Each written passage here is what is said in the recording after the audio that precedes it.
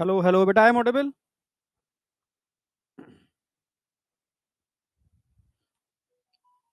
हाँ, good evening और good afternoon all of you. Good afternoon. हाँ, थोड़ा सा डिले हो गया। तुम्हारा रिजल्ट ठीक है मुझे मिला तो मैंने उसको सेट कर दिया है। अब रिजल्ट की बारी आ गई। ठीक है, तो आज का टॉपिक देख लो क्या क्या हम कवर करने वाले हैं। टारगेट, दोनों टारगेट पूरे करने हैं। कैंसर भी पूरा करना है और आज एड्स भी पूरा करना है। ठीक है, दोनों ही थोड़े खतरनाक हैं। ठीक है, हाँ नमस्ते, गुड आफ्टरनून, खुश रहो बेटा। ठीक है, सबसे पहले मैं बात करूंगा 1.0। ठीक है, मंथन 1.0। मंथन 1.0 में जो लिस्ट आई है उसके अकॉर्डिंग, ठीक है, थोड़ा सा मुझे लग रहा है बच्चों ने जो मार्क्स भेजे हैं उसके हिसाब से, बट जो भी लिस्ट मुझे मिली है वो मैंने इसको अभी लगाया है, इसमें इस पर टाइम लग गया। ठीक है, आ चुकी नंबर 1 पर है। ठीक है, जिसके 331 मार्क्स हैं। बेटा एक बार आ चुकी चेक कर लियो। ठीक है, यश बेटा तू भी मार्क्स चेक कर ले अपने एक बार। ठीक है, कौन है यार, यश तू भी मार्क्स चेक कर अपने। ठीक है, क्या 330 ही आ रहे हैं? ठीक है, तो यश नंबर 2 पर है, 330 मार्क्स हैं। सारे मार्क्स चेक कर लेना। ठीक है, अक्षत अक्षत अक्षत 321 मार्क्स हैं। ठीक है, 1.0 के अंदर। क्लियर है?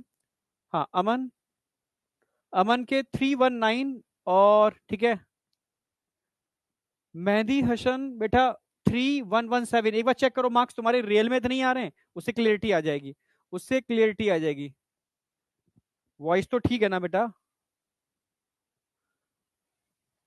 मानसी, मानसी का है इसमें? मानसी का तो नंबर ही नहीं है। मानसी तेरे मार्क्स आ कितने रहे?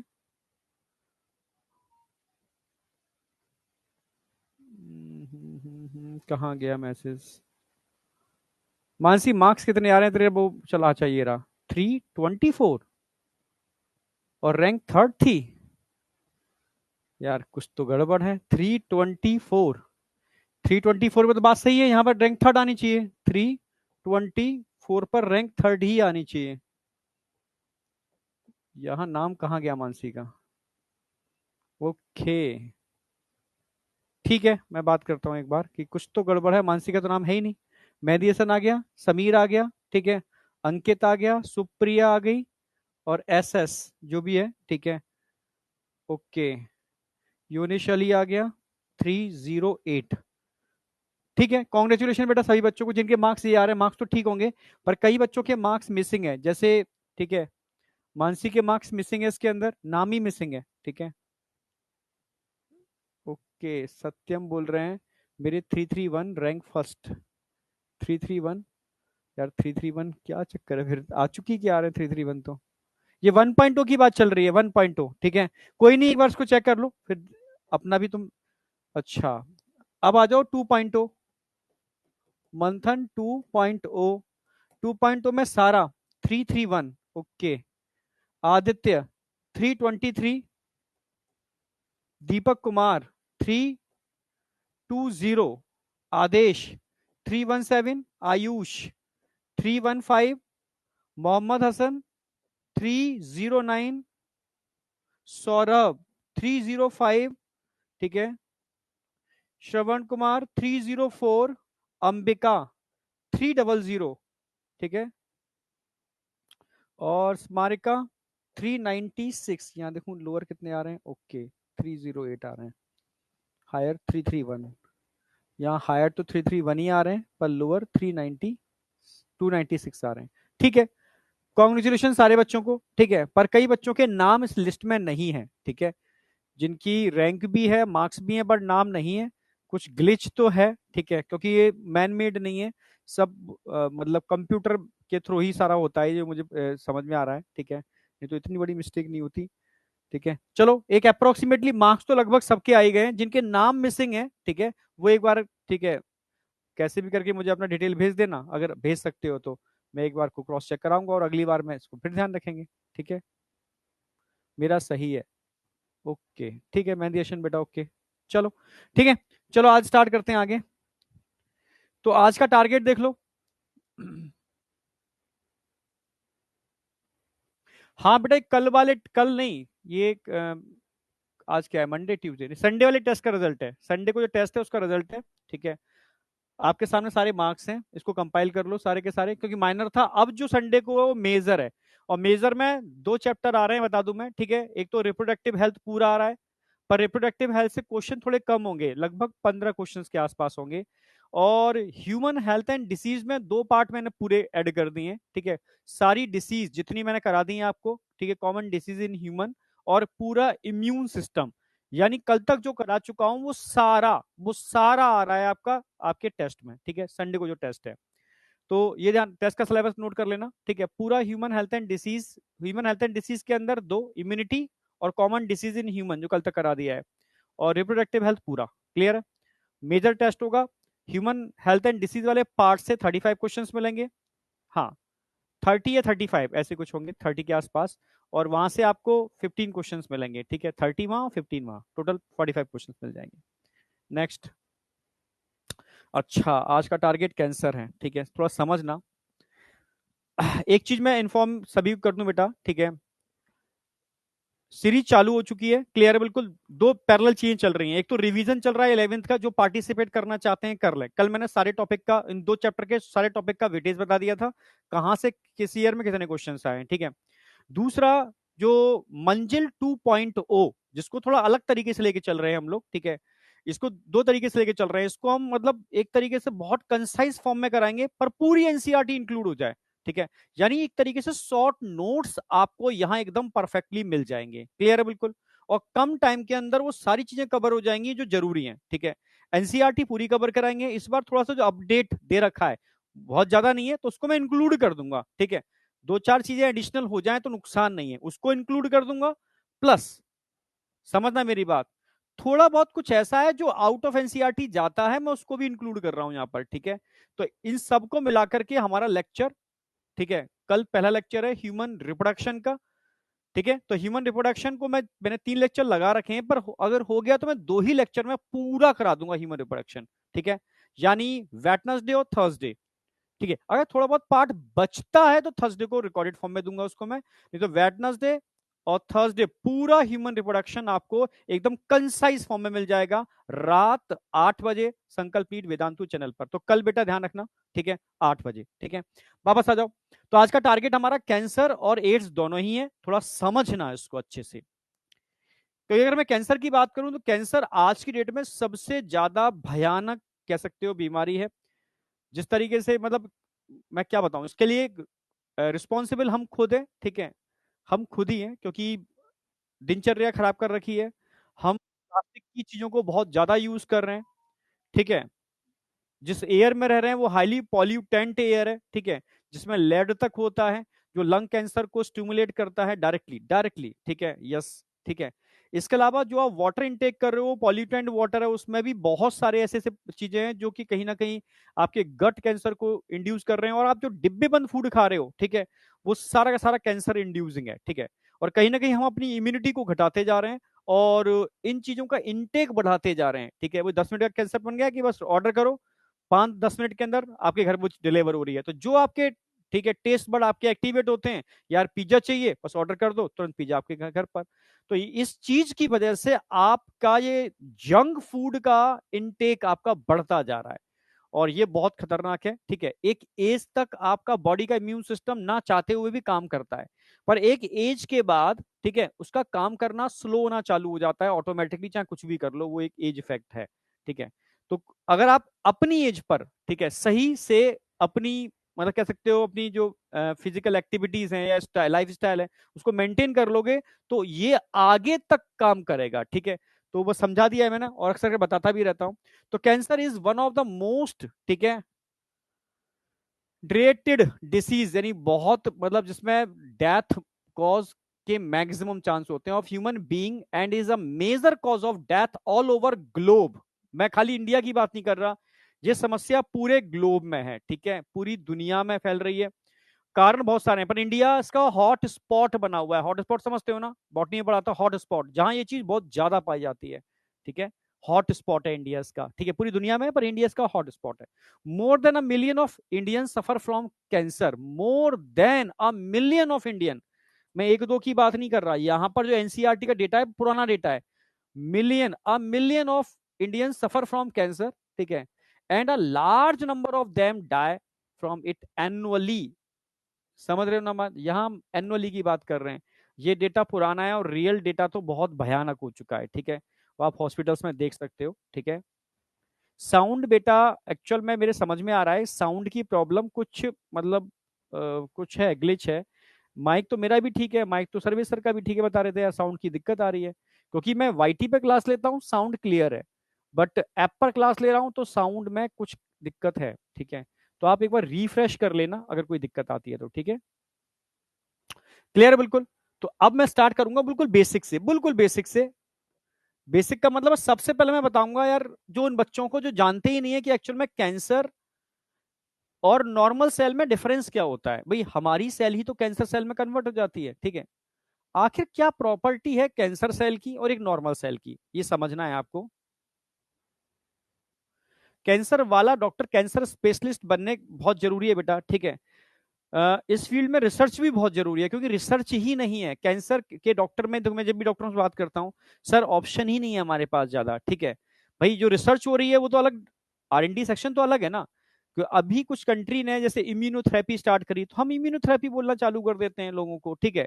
सर्जरी हमारे हाथ में, हम कर देते हैं। सर्जरी के अलावा क्या चीजें हैं? इम्यूनोथेरेपी है, रेडिएशन है, ठीक है, और कीमोथेरेपी है। कोई ऑप्शन ही नहीं है ज्यादा, समझ रहे हो? बहुत ज्यादा ऑप्शन नहीं है कैंसर के केस के अंदर। तो इसलिए कैंसर का इलाज नेचुरली साथ में हो तो बहुत बेटर है, समझ रहे हो? और मैंने अक्सर कर देखा भी होगा आपने, तो आजकल लोग कहते भी हैं और बड़ा मतलब कंसेप्ट चल रहा है कि अगर आप वीक में 1-2 दिन फास्ट रखते हो, तो ऑलरेडी मैंने बताया था मैक्रोफेज तो हमारी बॉडी में ऑलरेडी है ही, ठीक है, बिल्कुल। जब आप फास्ट रखते हो तो भूख की वजह से जो सेल हैं, वो उन सेल को खाना चालू कर देती हैं जो बॉडी मतलब अपनी बॉडी के लिए मतलब इफेक्ट मतलब कोई काम की नहीं है, कचरा है, मतलब कैंसर सेल पकड़ के खा जाएंगी, पर वो तभी खाएंगी जब वो भूखी रहेंगी। तो अगर आप हफ्ते में 1 दिन ऐसा फास्ट रखते हो, ओनली लिक्विड पानी के ऊपर, या नारियल पानी पी लो, कुछ ना कुछ लिक्विड लेते रहो, ठीक है। तो मतलब कहीं ना कहीं नारियल पानी बहुत ज्यादा नहीं, एक आध ले लो जब वीकनेस हो, लिक्विड पानी पर डिपेंड रहो, ठीक है, समझ रहे हो? हाँ, या हर्ब्स लेते रहो, हर्बल जूस लेते रहो, तब जाकर के वो एक्टिवेट होती है और उन कैंसर सेल को पकड़ के खा लेती हैं, ठीक है। तो एक ये स्ट्रेटजी बन मतलब लोग यूज कर रहे हैं इसको, और काफी हद तक रिजल्ट ठीक मिल रहे हैं, ठीक है। एक अगर हम बात करते हैं कि आपकी दिनचर्या बेस्ट हो जाए, ठीक है, आपका इम्यून सिस्टम, कैंसर को मारने की सेल तो हमारे अंदर ही है, बताया था मैंने, टी लिम्फोसाइट कैंसर को मारती हैं, नेचुरल किलर सेल कैंसर को मारती हैं। हमारा इम्यून सिस्टम कैंसर के अगेंस्ट फाइट करना जानता है, ठीक है। तो एक्चुअल में इसको एक्टिवेट करना है, इसको सुपर लेवल पे लेके जाना है, तो आपकी डाइट में इम्यूनिटी बूस्टर होने चाहिए, समझ रहे हो ना? Yes.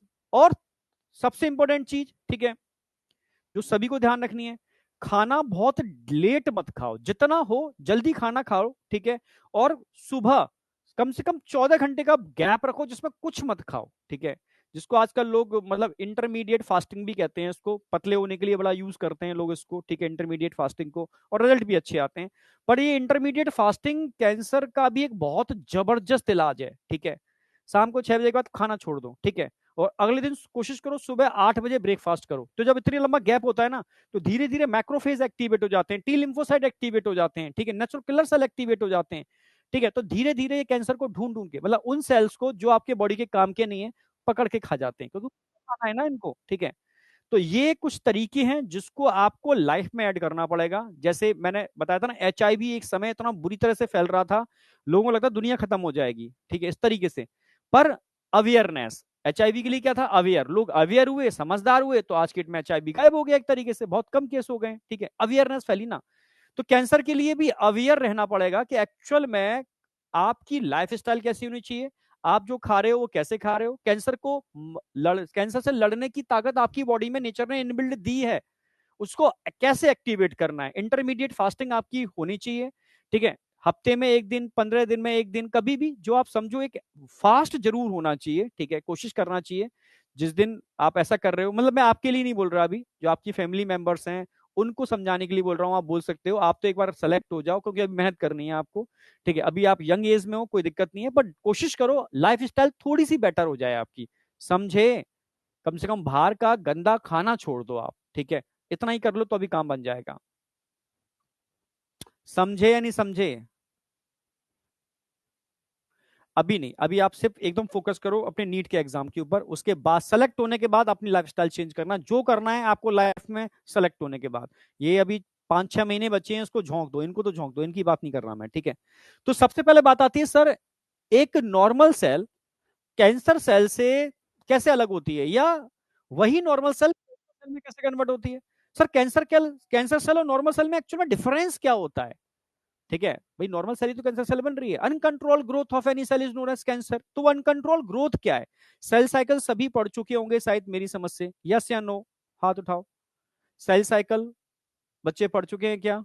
Yes, yes sir, done. अब मजा आ जाएगा आपको, ठीक है, क्योंकि कुछ चीजें आप पढ़ लेते हो ना तो कंसेप्ट आपके और अच्छे हो जाते हैं। जैसे तभी तो मैं कर रहा हूं कि आप parallel genetics molecular biology cover कर लोगे ना तो बायोटेक में बहुत मजा आएगा आपको, ठीक है। नहीं तो बायोटेक में थोड़ी सी मुझे और मेहनत करना पड़ेगी, आपको दिमाग और लगाना पड़ेगा, पर कोशिश करेंगे उसको जीरो से बेसिक से उठाएंगे, समझे। ट्यूमर सेल कैंसर सेल में डिफरेंस पूरा मैं क्लियर करूंगा। एक्चुअल में डिफरेंस क्या है? कैंसर मतलब घातक, जब स्प्रेडिंग होती है तब कैंसर कहते हैं, जब तक एक जगह है तब तक उसको आप कह सकते हो ट्यूमर। ट्यूमर का मतलब एक जगह है, वो सारा बंच एक जगह है ट्यूमर। समझाऊंगा डिटेल में, वापस आ जाओ। तो सबसे पहले मैं बात करूंगा, बहुत बेसिक स्लाइड है मेरी, स्टार्टिंग में मैं कंसेप्ट के लिए जरूर ऐड करता हूं कि एक नॉर्मल सेल और कैंसर सेल में डिफरेंस क्या होता है। अगर मैं एक नॉर्मल सेल की बात करूं, हमारी बॉडी में कभी आपने देखा है, जैसे मेरे बेटे का जब कान यहाँ से पूरा हट गया था तो कान का एक पार्ट उसका मिसिंग हो गया था, मतलब इतना तेजी से वो कहीं फंस गया तार में और खेल रहे थे ये लोग, ठीक है, तो कान का एक पार्ट यहाँ से हट गया उसका। समझना मेरी बात। तो वहां पर रीजनरेशन हुआ, और रीजनरेशन के होने पे बाद, जैसे मैं ईयर की बात करूं ना, ये ईयर से ईयर था उसका, ये ऐसे ये पार्ट थोड़ा मिसिंग हो गया, ये हट चला गया, ठीक है। अब ये पार्ट जो मिसिंग हुआ ना, तो अगर रीजनरेशन हुआ, अपने आप बॉडी ने अपने आप सेल यहां से बनने चालू हुए, उतने ही सेल बने जो उसकी एक्चुअल में एग्जैक्ट शेप देनी थी, ठीक है। यानी सेल की ग्रोथ जब हुई ना, तो उतनी हुई जितना गैप था, यानी एक सेल दूसरी सेल के कांटेक्ट में आने पर ग्रोथ रोक देती है, इसको बोलते हैं कांटेक्ट इनहिबिशन, ठीक है। जैसे मानो, ठीक है, कोई ये एक नॉर्मल हमारा बॉडी का कोई टिश्यू है, अचानक से इसके अंदर कोई डैमेज हुआ, डैमेज हुआ, डैमेज होने पर ऐसे मान लो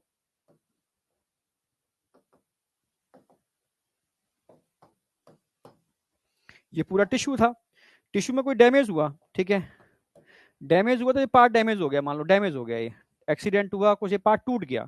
अब समझना, यहां जो सेल होंगे ना, जो नए सेल होंगे, वो उतना ही ग्रोथ करेंगे जितने में ये चीजें फिलिंग हो जाएं, और दूसरी सेल के कांटेक्ट में आने पर इनकी ग्रोथ क्या हो जाएगी? रुक जाएगी। इसको बोलते हैं कांटेक्ट इनहिबिशन। तो जो हमारी नॉर्मल बॉडी की सेल्स होती हैं, वो कांटेक्ट इनहिबिशन को फॉलो करती हैं, उतना ही ग्रोथ करती हैं जितने में उसकी शेप वापस मेंटेन हो जाए, यानी एक सेल दूसरी सेल के कांटेक्ट में आने पर ग्रोथ को रोक देती है। इसी को बोलते हैं कांटेक्ट इनहिबिशन। तो जो नॉर्मल सेल्स होती हैं बेटा, ठीक है, ये कांटेक्ट इनहिबिशन को शो करती हैं।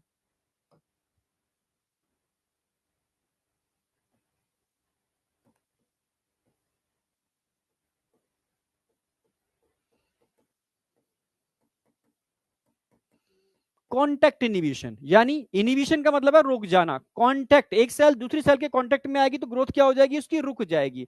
इसको बोलते हैं बेटा कॉन्टैक्ट इनिबिशन। समझ पा रहे हो मेरी बात, यस या नो?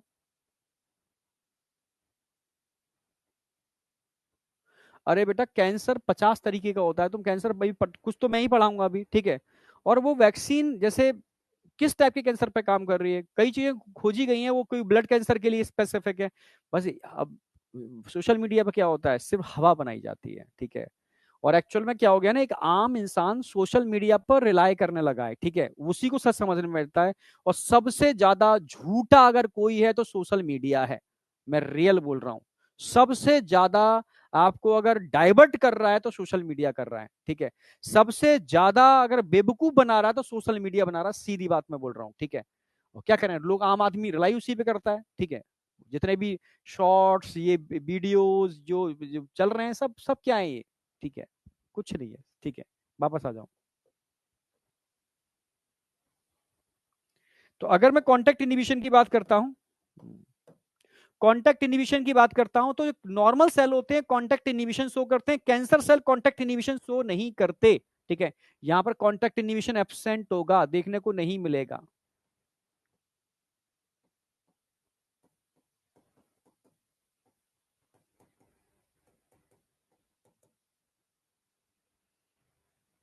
यहां पर नहीं होता, यानी ये सेल दैत्य हैं। ठीक है, ये बस एक बार ग्रो करना चालू कर देते हैं तो अनकंट्रोल, ठीक है, इन कंट्रोल, जैसे मैं दिखाता हूं, डायग्रामेटिकली दिखाऊंगा, समझ में ज्यादा अच्छे से आएगा। मान लो एक पेट्री डिस्क है, इधर भी दिखा देंगे एक इसको बना करके।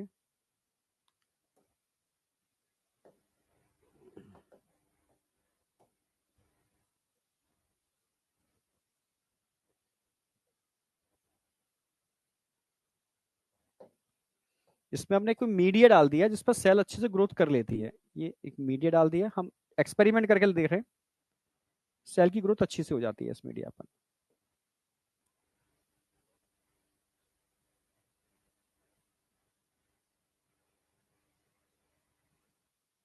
समझना, मान लो ये आपकी नॉर्मल सेल थी, ये नॉर्मल सेल थी,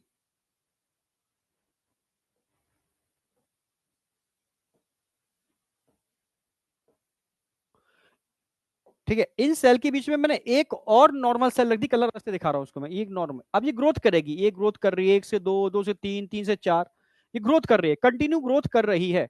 पर जैसे ही ये दूसरी सेल के कांटेक्ट में आएगी, इसकी आगे ग्रोथ नहीं होगी, ये दूसरी सेल के कांटेक्ट में आएगी, इसकी आगे ग्रोथ नहीं होगी। इसी को बोलते हैं कॉन्टैक्ट इनहिबिशन, समझना मेरी बात, क्या बोलेंगे इसको, कॉन्टैक्ट इनहिबिशन, यानी ये सेल दूसरी सेल के कांटेक्ट में आएंगे तो इनकी ग्रोथ स्टॉप हो जाएगी, समझे। यानी ये क्या कर रही है, कॉन्टैक्ट इनहिबिशन, ये आगे ग्रोथ नहीं होगी, आगे ग्रोथ नहीं होगी, इसको बोलते हैं कॉन्टैक्ट इनहिबिशन, ठीक है।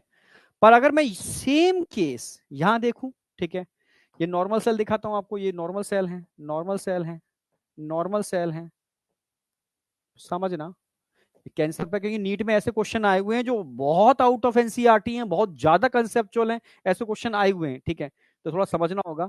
अब यहां दिखा रहा हूं मैं आपको एक दैत्य, मतलब एक अलग टाइप की कैंसर सेल, ठीक है, ये कैंसर सेल है, ये डाल दिया आप, अब ये ग्रोथ कर रही है, एक से दो, दो से तीन, तीन से चार, ग्रोथ कर रही है, रुक नहीं रही इसकी ग्रोथ, इसकी रोग ग्रोथ रुक नहीं रही, ये ग्रोथ करती जा रही है, करती जा रही है, कोई कॉन्ट्रीब्यूशन नहीं, ये अंदर एक दूसरे के अंदर पेनिट्रेट कर रही है, अंदर चली गई है, इनवेजिनेशन कहते हैं, ये इनको हटा रही है, अपनी जगह उनकी जगह ले रही है, दैत्य हैं ये, ठीक है, इनकी ग्रोथ रुकती ही नहीं है, समझ रहे ना मेरी बात।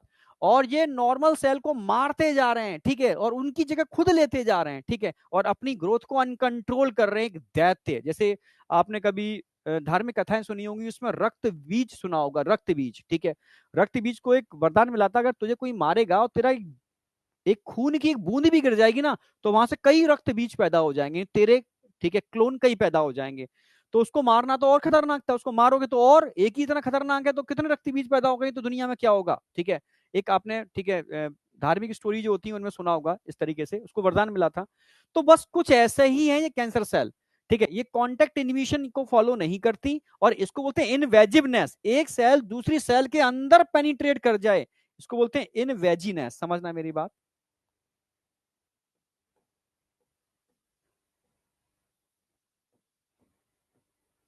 इनवेजिवनेस, तो यहां पर इनवेजिवनेस देखने को मिल रही है, ठीक है, इनवेजिवनेस प्रेजेंट है, कॉन्टैक्ट इनहिबिशन नहीं है, पर इनवेजिवनेस दिख रही है, यहां पर इनवेजिवनेस एब्सेंट है।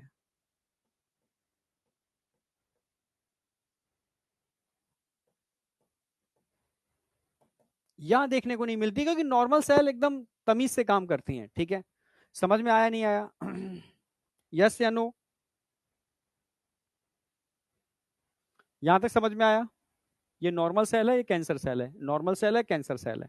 तो कैंसर सेल में कॉन्टैक्ट इनहिबिशन नहीं होता, पर इन्वेजिवनेस होती है, और नॉर्मल सेल में कॉन्टैक्ट इनहिबिशन होता है, पर इन्वेजिवनेस नहीं होती है।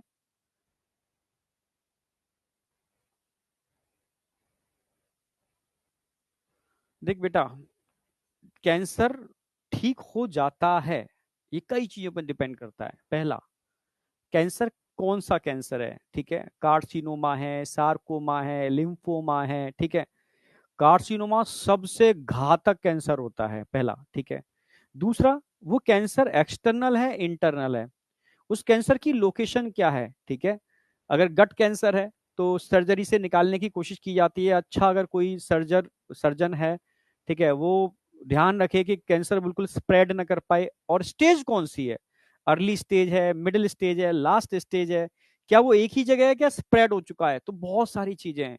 अगर वो अर्ली स्टेज में डिटेक्ट हो जाता है, अभी वो एक ही जगह ट्यूमर की फॉर्म में है, तो काफी हद तक रिकवर किया जा सकता है। ठीक है, काफी हद तक। ठीक है, मतलब उसकी सर्वाइबिलिटी बढ़ाई जा सकती है, और अच्छा अगर सर्जन है कोई, ठीक है, और प्लस मतलब इनिशियल फेज है, मतलब अभी एक ही जगह है, स्प्रेड नहीं हुआ बॉडी के अंदर, तो ट्रीटमेंट है।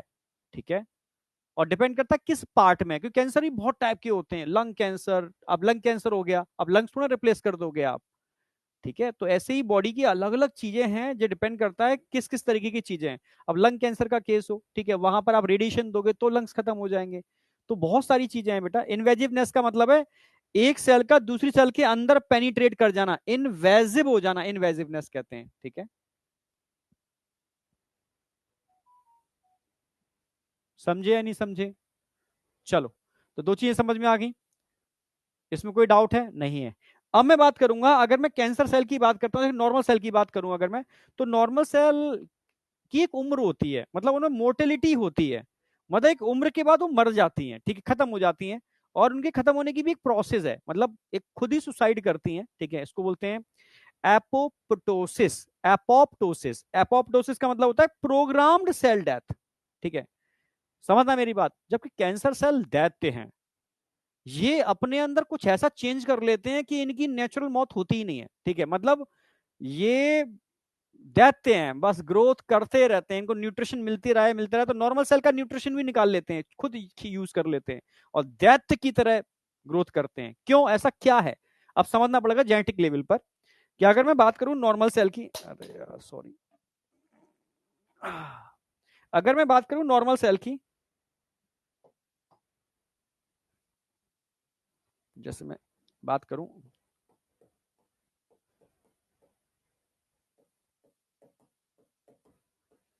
या मोर्टेलिटी होती है, इनकी एक पर्टिकुलर उम्र होती है, पर्टिकुलर डिविजन्स होती हैं, उसके बाद ये अपने आप मर जाती हैं। ये इमोर्टल होती हैं, अमर।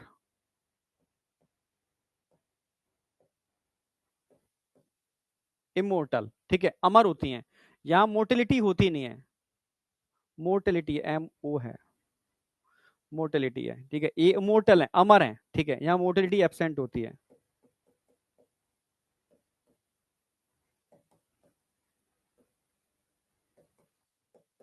इमोर्टल है, अमर है ये तो। ठीक है, ऐसा क्यों, इसको समझने के लिए आपको ऐसे समझना होगा। मान लो एक सेल है,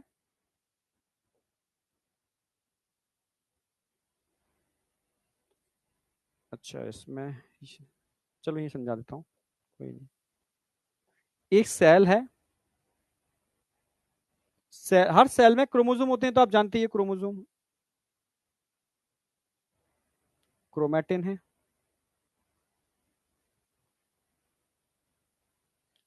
ठीक है, और क्रोमैटिन के टर्मिनल एंड पर, क्रोमैटिन के टर्मिनल एंड पर कुछ सीक्वेंस होते हैं, इनको टीलोमर सीक्वेंस बोलते हैं। क्या बोलते हैं, जो टर्मिनल एंड पर होते हैं, टीलोमर सीक्वेंस। मैं थोड़ा ऐसे दिखा दे रहा हूं।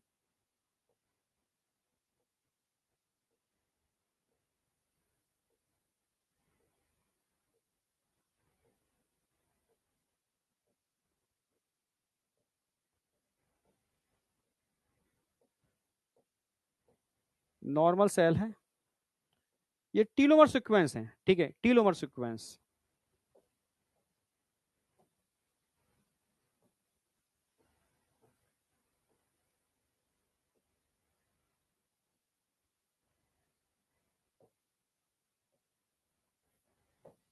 टीलोमर सीक्वेंस क्रोमेटिन के टर्मिनल एंड पर होते हैं। ठीक है, इनका भी एक नंबर होता है, जो एक तरीके से मानो इनकी वो लाइफ स्पेन है। ठीक है, जैसे जैसे ये डिवाइड करते जाते हैं, टीलोमर सीक्वेंस कम होते जाते हैं, और जिस दिन टीलोमर सीक्वेंस सारे खत्म हो जाते हैं, मतलब इनका लाइफ स्पेन कार्ड खत्म, और फिर इनकी डेथ हो जाती है। ठीक है, तो ये टीलोमर सीक्वेंस की वजह से इनकी जो सेल डिवीजन होती है ना, लगभग 50 एक नॉर्मल सेल 50 जनरेशन तक डिवाइड करती है। जो डिवीजन की अगर मैं बात करूं, डिवीजन,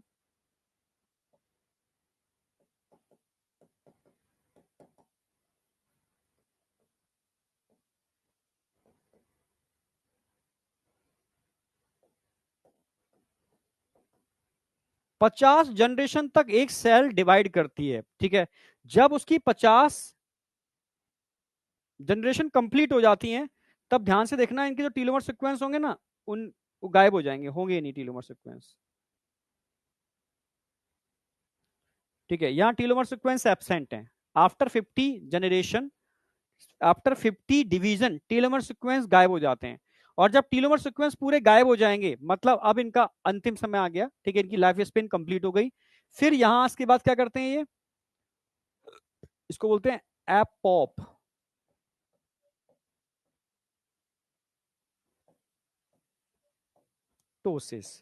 एपोप्टोसिस, एपोप्टोसिस मतलब होता है प्रोग्राम्ड सेल डेथ।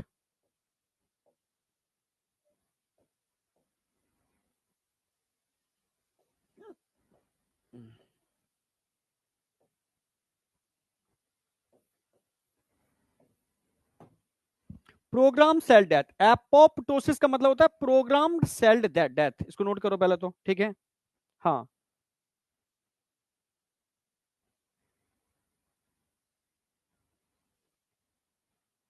नोट करो।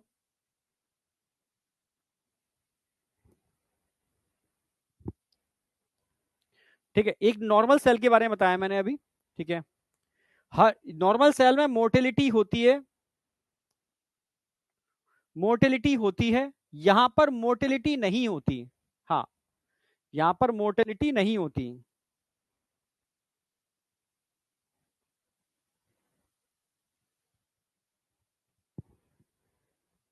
मतलब अमर होती हैं। मोर्टेलिटी क्यों होती है, मोर्टेलिटी,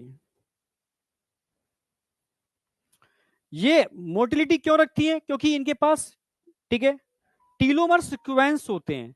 और टीलोमर सीक्वेंस डिवीजन 50 जनरेशन के बाद गायब हो जाते हैं, ठीक है। ईच जनरेशन में रिड्यूस होते हैं, और जब पूरे खत्म हो जाते हैं तब स्टार्ट करती है ये एपोप्टोसिस। इट इज अ, ठीक है, प्रोग्राम्ड सेल डेथ।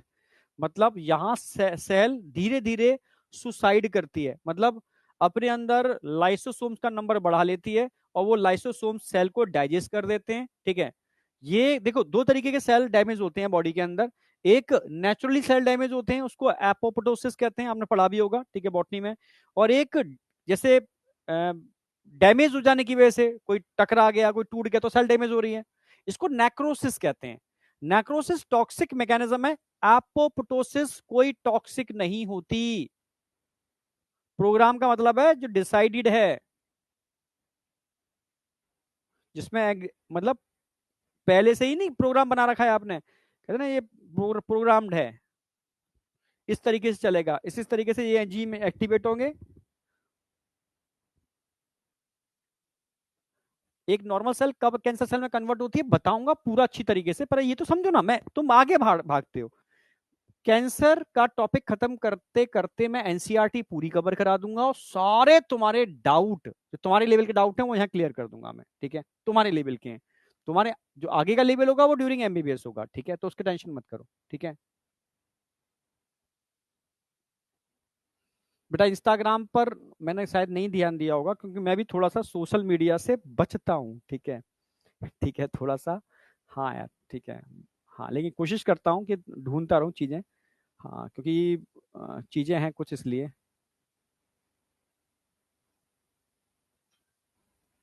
अब तू कैंसर वैक्सीन का रसिया का अपडेट तू क्लास में लेगा मुझसे, अलग से बता दूंगा, टेंशन क्यों कर रहा है।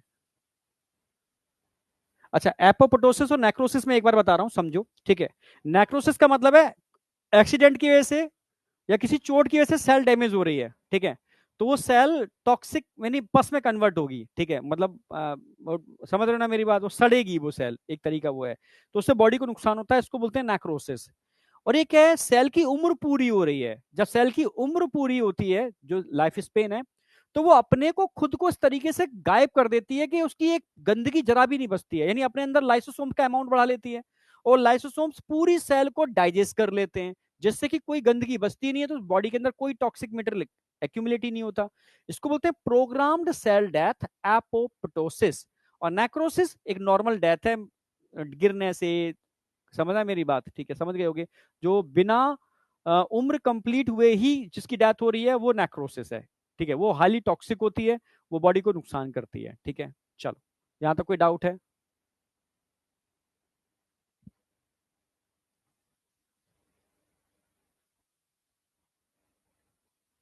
नहीं नहीं, तुम डाल दो, तुम बस मुझे बता दिया करो। तुमने वहां पर इंस्टाग्राम टेलीग्राम कहीं पर कोई चीज भेजी है तो मैं कोशिश करता हूँ चीजें देखता रहूँ, तुम्हारे डाउट्स जहां जहां मिले हैं उनको सॉल्व करता रहूँ, ठीक है? मैं देख लिया करूंगा, मतलब मैं रूटीन में नहीं देख पाता उसको, ठीक है? तो अब तरीके तो यही है, ठीक है? चलो वापस आ जाओ। यहां तक कोई डाउट है किसी को? ये वाली बात समझ में आई या नहीं आई? अब तुम कहोगे सर, कैंसर सेल के पास ये मैकेनिज्म क्यों नहीं होती? क्योंकि कैंसर सेल एक ऐसे दैत्य हैं, वो जानते हैं, ठीक है? अगर, ठीक है, उनके टीलोमर सीक्वेंस गायब हो गए ना तो वो भी मर जाएंगे, फिर तो कैंसर की दिक्कत ही नहीं है। तो वो अपने अंदर एक एंजाइम को एक्टिवेट करते हैं, एक एंजाइम को बना लेते हैं, ठीक है, जिसको बोलते हैं टीलोमरेज। तो टीलोमरेज एंजाइम जो होता है ना कैंसर सेल के अंदर, इन टीलोमर सीक्वेंस को कमी नहीं होने देता कभी। जैसे टीलोमर सीक्वेंस कम होगा फिर बना देगा, फिर कम होगा फिर बना देगा, फिर कम होगा फिर बना देगा। यानी इन सेल को उसने अमर कर लिया। सर टीलोमरेज आया कहां से कैंसर सेल के पास? एक्चुअल में मैंने बताया ना, ब्रह्मांड में चीजें बनती हैं तो भाई दैत्य बनते हैं, तो सिंपल सी बात है, दैत्य बनाएंगे तो मतलब देवता भी बनाए जाएंगे, सिंपल सी बात है। और देवता बनाए जाएंगे तो काउंटर के अंदर दैत्य भी बनाए जाएंगे, तभी चीजें बैलेंस होंगी ना भाई। पार्लियामेंट में अगर सरकार है तो काउंटर में लोग होने चाहिए, नहीं तो सरकार अनकंट्रोल हो जाएगी भाई, ठीक है? काउंटर में जो भी अपोजिट पार्टी होगी उसका भी बहुमत होना चाहिए सही से, तब जाके चीजें बैलेंस होती हैं। एक तरफा हो गया ना तो हम बैलेंस हो जाएगा। तो नेचर में कंसेप्ट है, ठीक है? अच्छा है तो बुरा है, ठीक है? देवता हैं तो दैत्य हैं, सिंपल सी बात है, ठीक है? समझे? तो एक्चुअल में बॉडी के अंदर टीलोमरेज एंजाइम को बनाने वाला जीन होता है, ठीक है? नेचर ने बना रखा है हमारे अंदर, पर नेचर ने उसको एक्टिवेट नहीं किया। नेचर जानती है अगर मैंने जीन को एक्टिवेट कर दिया तो इंसान अमर हो जाएगा ना भाई, सेल ही अमर हो जाएंगी, तो इंसान अमर हो गया, कभी डेथ ही नहीं होगी किसी चीज की। तो ये तो पूरी नेचर बिगड़ जाएगी। समझ में आया? पर इन कैंसर सेल ने उस एंजाइम को एक्टिवेट कर लिया, ठीक है? जैसे आपने मूवीज देखी होंगी कि भाई फलानी पर्वत पर उस जगह अमृत रखा हुआ है, ठीक है? अमृत बनाया है, ठीक है, पर बहुत सिक्योरिटी के साथ, पर कोई दैत्य कोई ऐसा उस अमृत को हासिल कर ले अगर, ठीक है, तो वो अमर हो जाएगा, ठीक है? जो प्रकृति के खिलाफ है। तो बस नेचर ने खेल खेला है।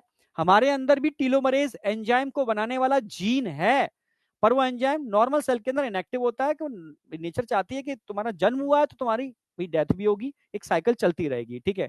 पर ये दैत्य उस जीन को हासिल कर लेते हैं, उसको एक्टिवेट कर लेते हैं, और बस फिर ये बॉडी इस तरीके से राज करते हैं कि नॉर्मल सेल को मारते जाते हैं और अपनी ग्रोथ बढ़ाते जाते हैं। इट इज अ मतलब बहुत डेंजरस कंडीशन है, ठीक है? तो यहां पर अगर मैं बात करूं, यहां पर टीलोमरेज जो एंजाइम होता है ना इनएक्टिव होता है, ठीक है? इसके केस में क्या होगा?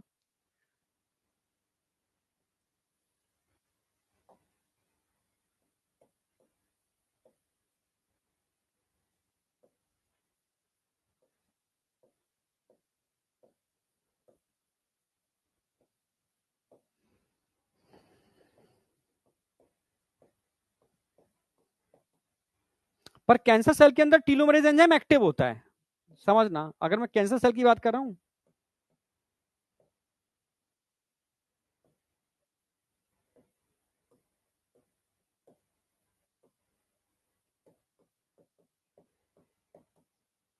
और ये टीलोमर सीक्वेंस को मेंटेन करेगा।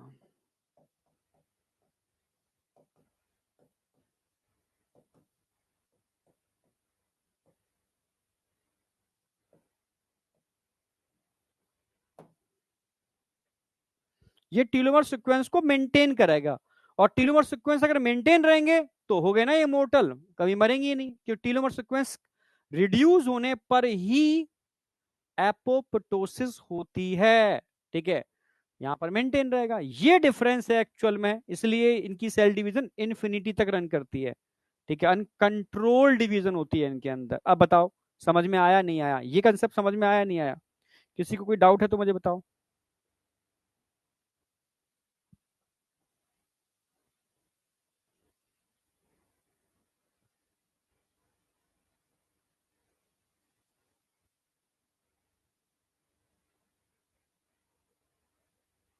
सर ऐसे एंजाइम बना लें तो टीलोमर मरेज, नहीं नहीं बेटा देखो, अब यही तो है, अब ये एंजाइम हमारे अंदर जरूरत नहीं है इस एंजाइम की नॉर्मल सेल के अंदर, पर कैंसर ने जिसकी जरूरत नहीं है उसी को एक्टिवेट कर लिया। ठीक है, तुम समझ पा रहे हो ना मेरी बात? हाँ, तो ये इनका मतलब ड्रॉबैक है, समझ लो। ठीक है, अब तुम दिमाग लगाना। अब मैं आगे बढ़ रहा हूँ। तो एक नॉर्मल सेल कैंसर सेल में डिफरेंस समझ में आया नहीं आया, ये बताओ पहले तो। डिफरेंस समझ में आ गया क्या डिफरेंस होता है? अब मैं बात करूंगा, थोड़ा और आगे बढ़ रहा हूँ। जैसे एक बच्चे ने क्वेश्चन किया कि सर, एक मतलब एक नॉर्मल सेल कैंसर सेल में कन्वर्ट कैसे होती है? अब समझना, जैसे कैंसर का मतलब है, ऐसे एक गाड़ी है, बढ़िया चल रही है, उसमें स्टीयरिंग ठीक है, ब्रेक ठीक है, तो सही चल रही है, ठीक है, कोई दिक्कत नहीं है। आप कहीं दिक्कत आएगी फिर वो ब्रेक लगाएगी, फिर दिक्कत आएगी फिर ब्रेक लगाएगी। समझना मेरी बात? तो ब्रेक लगाने से क्या होता है? एक्सीडेंट नहीं होता, सिंपल सी बात है। आपके पेरेंट्स ये तो काम करते हैं, आप कुछ भी कर रहे होते हो, उनको लगता है बच्चा गड़बड़ कर रहा है तो डांट देते हैं, और डांटते हैं ऐसा नहीं करना तुझे, ये करना है तेरे अच्छा, ये तेरे लिए बुरा है।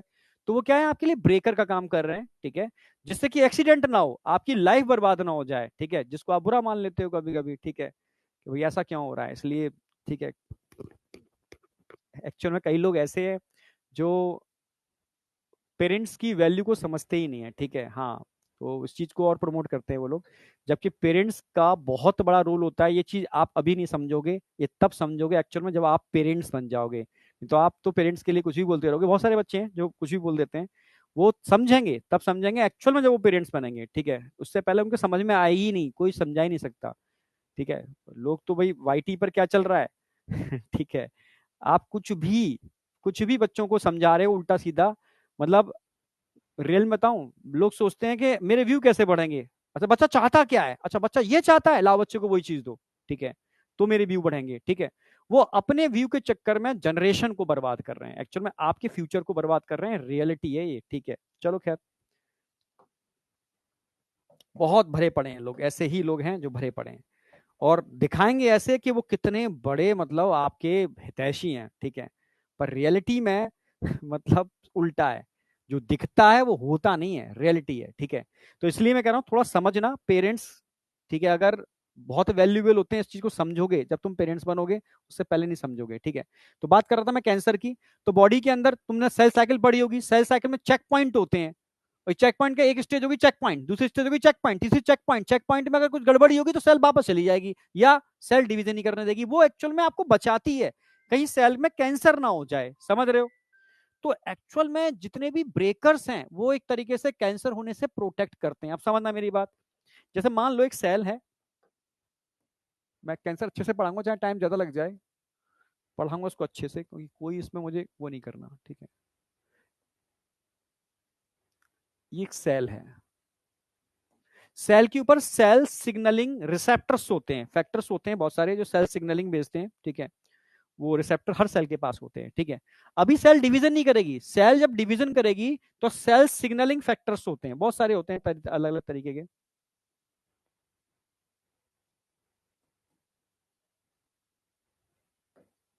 सिग्नलिंग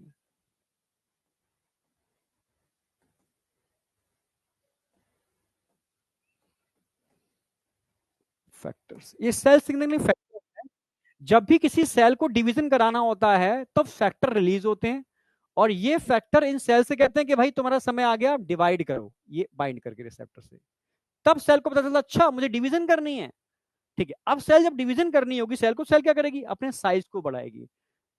अब क्या होगा? Increase cell size. समझना बहुत इंपॉर्टेंट बात है, ये किसी किताबों में ही लिखी हुई, किसी किताबों का नहीं है, ये पूरा फ्लो डायग्राम बना करके मैंने पूरे कंसेप्ट जोड़ करके इसको तैयार किया था। ठीक है, कॉपी करने वाले लोग तो कॉपी कर रहे हैं, खैर कोई नहीं, ठीक है, अच्छी बात है, पर उन्हें एक्चुअल में समझ में आ रहा, सेल सिग्नलिंग फैक्टर से बाइंड करेंगे तब जाकर के सेल अपने साइज को बढ़ाना चालू करेगी, ये सेल का साइज बढ़ा। और आप जानते हो सेल तभी डिवाइड करती है जब सेल का साइज बढ़ता है। न्यूक्लियोसाइटोप्लाज्मिक रेशियो, जैसे न्यूक्लियस पूरे साइटोप्लाज्म कंट्रोल करता है, जब साइटोप्लाज्म बहुत ज्यादा बढ़ गया और न्यूक्लियस का कंट्रोल खत्म हो गया, तब न्यूक्लियस कहता है बहुत हो गया भाई, अब तो डिवीजन करने पड़ेगी। समझ रहे हो? ये सीमा इतनी बड़ी हो चुकी है, मैं कंट्रोल नहीं कर पा रहा, अब इसको दो पार्ट में डिवाइड करना पड़ेगा, और वहां के लिए आपको अलग लोग अपॉइंट करने पड़ेंगे। सिंपल सिंपल कंसेप्ट है। तो अब सेल क्या काम करेगी? यहां से क्या होगा? सेल डिवीजन स्टार्ट होगी, इंक्रीज साइज।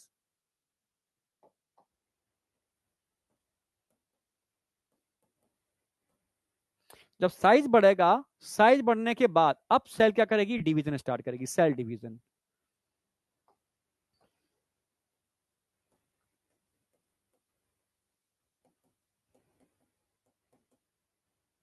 और सेल एक से दो पार्ट में डिवाइड हो जाएगी, ये दो पार्ट में डिवाइड हो गई। ये तरीका होता है सेल डिवीजन का। यानी जब सेल डिवाइड करती है ना, तब यहां बहुत सारी चीजें होती हैं सेल को जो इसकी डिवीजन को कंट्रोल करते हैं, कि ऐसा ना हो कि एक सेल से दो ना बन जाए, अनकंट्रोल ग्रोथ ना हो जाए। तो यहां पर भी बहुत सारी चीजें होती हैं, समझना। यानी यानी एक तरीके से ये पूरी यहां से यहां तक सफर है। इस सफर के अंदर ब्रेकर है, ब्रेक है, इस सफर में स्टेयरिंग है, इस सफर में क्लिच है, इस सफर में एक्सीलेटर है। ये सब चीजें सही से काम करेंगी तब जाकर के आप सही जगह पहुंच पाओगे। ठीक है, तो अब देखो इस पूरे सफर में कौन कौन है। यहां पर दो इंपॉर्टेंट फैक्टर है, समझना होगा। एक तो थे प्रोटो ऑन्कोजीन,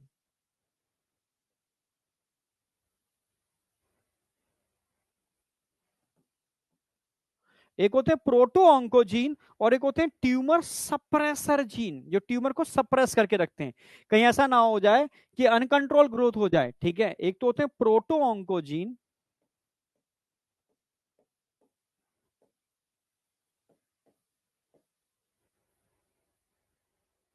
एक होते हैं ट्यूमर सप्रेसर जीन।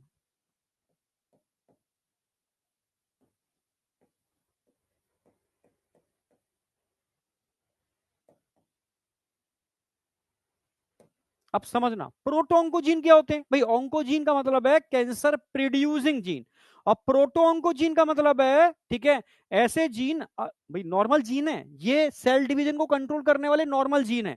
जिस सेल की ग्रोथ, सेल का मेटाबॉलिज्म, समझना मेरी बात, सेल के साइज, सेल का डिवीजन, समझना मेरी बात, सबको कंट्रोल करने वाले जीन है। कुछ ऐसी चीजें बनाते हैं जो सेल की डिवीजन के लिए बहुत इंपॉर्टेंट चीजें हैं, इनको प्रोटो ऑन्कोजीन बोलते हैं। जैसे मानो आपकी गाड़ी के ब्रेकर ब्रेकर ठीक है, आपकी गाड़ी का स्टेयरिंग, समझ रहे हो, आपकी गाड़ी का एक्सीलेटर, प्रोटो ऑन्कोजीन है।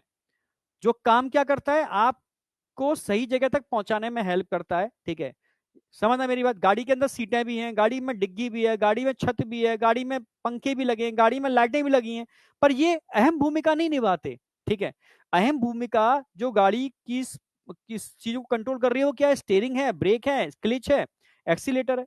तो एक्चुअल में गाड़ी के वो पार्ट जो गाड़ी की एक्चुअल में डायरेक्शन को, उसकी स्पीड को, उसके कंट्रोल को करने के लिए रिस्पॉन्सिबल है, वो सबसे अहम है, उनको बोलते हैं proto oncogene.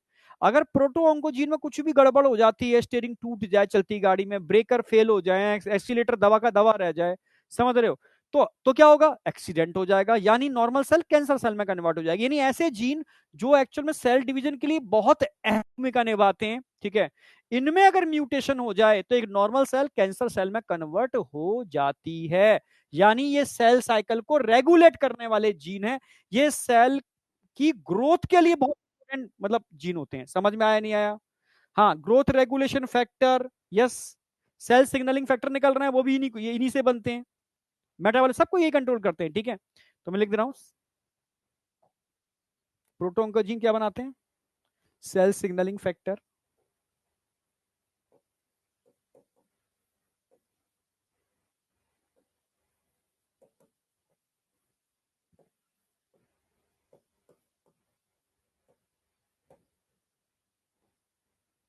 Cell signalling factor, ठीक है, प्रोटोन का जीन और क्या बनाते हैं, कंट्रोल मेटाबॉलिज्म, ग्रोथ फैक्टर,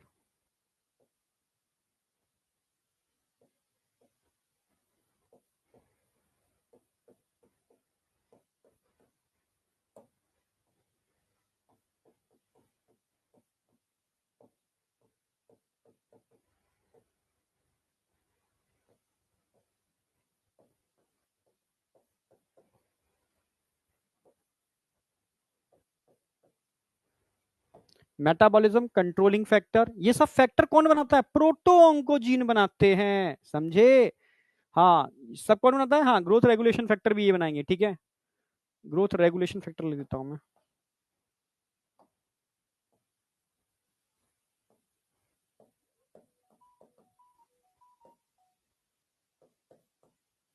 मतलब ये वो जीन है जो सेल की ग्रोथ, सेल के डिवीजन, मेटाबॉलिज्म को कंट्रोल करने के लिए बहुत अहम भूमिका निभाते हैं, इनको प्रोटो ऑन्कोजीन बोलते हैं। ठीक है, हाँ। अब ट्यूमर सप्रेसर जीन आपने सेल साइकिल में पढ़ा होगा, P53 जीन याद आया, रेटिनोब्लास्टोमा जीन, P53 जीन पढ़ा, रेटिनोब्लास्टोमा जीन पढ़ा, ये सब क्या होते हैं बेटा? Tumour suppressor gene. हाँ, जीवन चेक पॉइंट होता है बेटा P53 gene. Cell cycle check point बोलते हैं इनको। मैं लिख दे रहा हूं।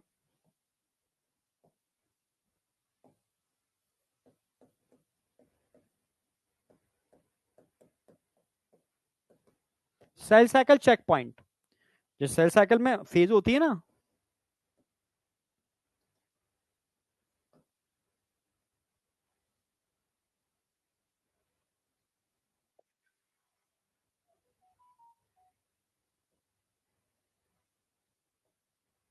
G1 S G2 M, ये फेज होती है ना भाई। सेल जीवन फेज से एंटर करती है, यहां चलती है। अब सेल एस फेज में तब जाएगी, यहां पर चेक पॉइंट होगा। ठीक है, यस चेक पॉइंट होगा, ये चेक करेगा सब कुछ ठीक है तो मैं आगे बढ़ाऊंगी, नहीं तो मैं आगे नहीं बढ़ाऊंगी। गैप फेज फर्स्ट, यहां पर डीएनए का डुप्लीकेशन होना होता है। फिर यहां पर अगेन चेक पॉइंट होता है। ऐसे ही चेक पॉइंट्स होते हैं जो चेक करते हैं ठीक ठाक है तो हम आगे बढ़ाएंगे, नहीं तो हम इसको यहीं रोक देंगे। ठीक है, सेल डिवीजन नहीं होने देंगे। तो चेक पॉइंट का मतलब है ट्यूमर सप्रेसर जीन होते हैं, एक तरीके से सेल की अनकंट्रोल ग्रोथ को होने से रोकते हैं। ये बहुत अहम भूमिका निभाते हैं, समझ रहे हो? सेल साइकिल चेक पॉइंट, ये बहुत एग्जांपल बता रहा हूं, ये आपने पढ़ा भी होगा। P53 जीन, ये बेहतरीन सेल साइकिल चेक पॉइंट है, जीवन चेक पॉइंट है एक तरीके से। जीवन चेक पॉइंट बहुत अच्छा एग्जांपल होता है। ये डिसाइड करता है अगर जीवन फेज ठीक ठाक गुजरी है तो सेल को एंटर कराएगा एस फेज में, नहीं तो सेल को एस फेज में एंटर ही नहीं होने देगा। ठीक है, ब्लॉक कर देगा ये वहीं पर ही। ठीक है, P53 जीन याद आया? हाँ, P53 जीन बेटा।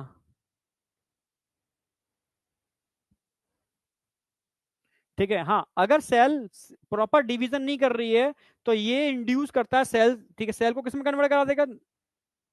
सेल से कहेगा भाई तुम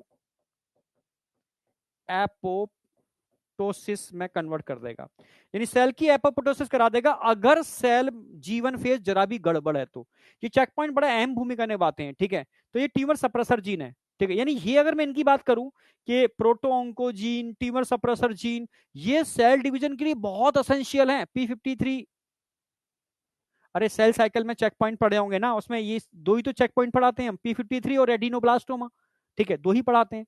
ठीक है, तो P53 जीवन चेक पॉइंट होता है जीवन फेज के अंदर, तभी सेल आगे बढ़ेगी। ठीक है, इसकी पूरी मैकेनिज्म है, पर मैकेनिज्म की जरूरत मैं यहाँ नहीं, वो सेल साइकिल में आती है, यहाँ जरूरत नहीं होती। यहाँ तो मैं एग्जांपल लेता हूँ, P53 जीवन चेक पॉइंट, अगर सेल जीवन गड़बड़ है तो सेल को एस फेज में एंट्री नहीं मिलती। ये P53 प्रोटीन, ये जीन प्रोटीन बनाता है, ये सेल को एपोप्टोसिस करा देता है। आप जानते हो सेल अगली फेज में तभी जाएगी जब साइक्लिन और साइक्लिन डिपेंडेंट काइनेज एक दूसरे से अलग हो जाएंगे, तभी तो सेल नेक्स्ट फेज में एंटर करेगी। और साइक्लिन और साइक्लिन डिपेंडेंट काइनेज एक दूसरे से अलग ही ना हो, उनको चिपका दिया जाए, बांध दिया जाए, वो कौन काम करेगा? P53। तो सेल इस फेज में एंटर ही नहीं करेगी। और अगर बंध गए, अलग नहीं हो पा रहे हैं, तो सेल का तुरंत आगे जाकर के एपोप्टोसिस हो जाएगा। ठीक है, समझ रहे हो?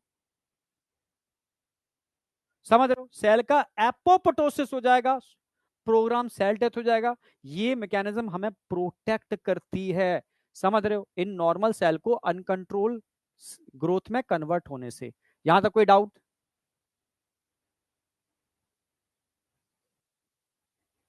यहां तक समझ में आया?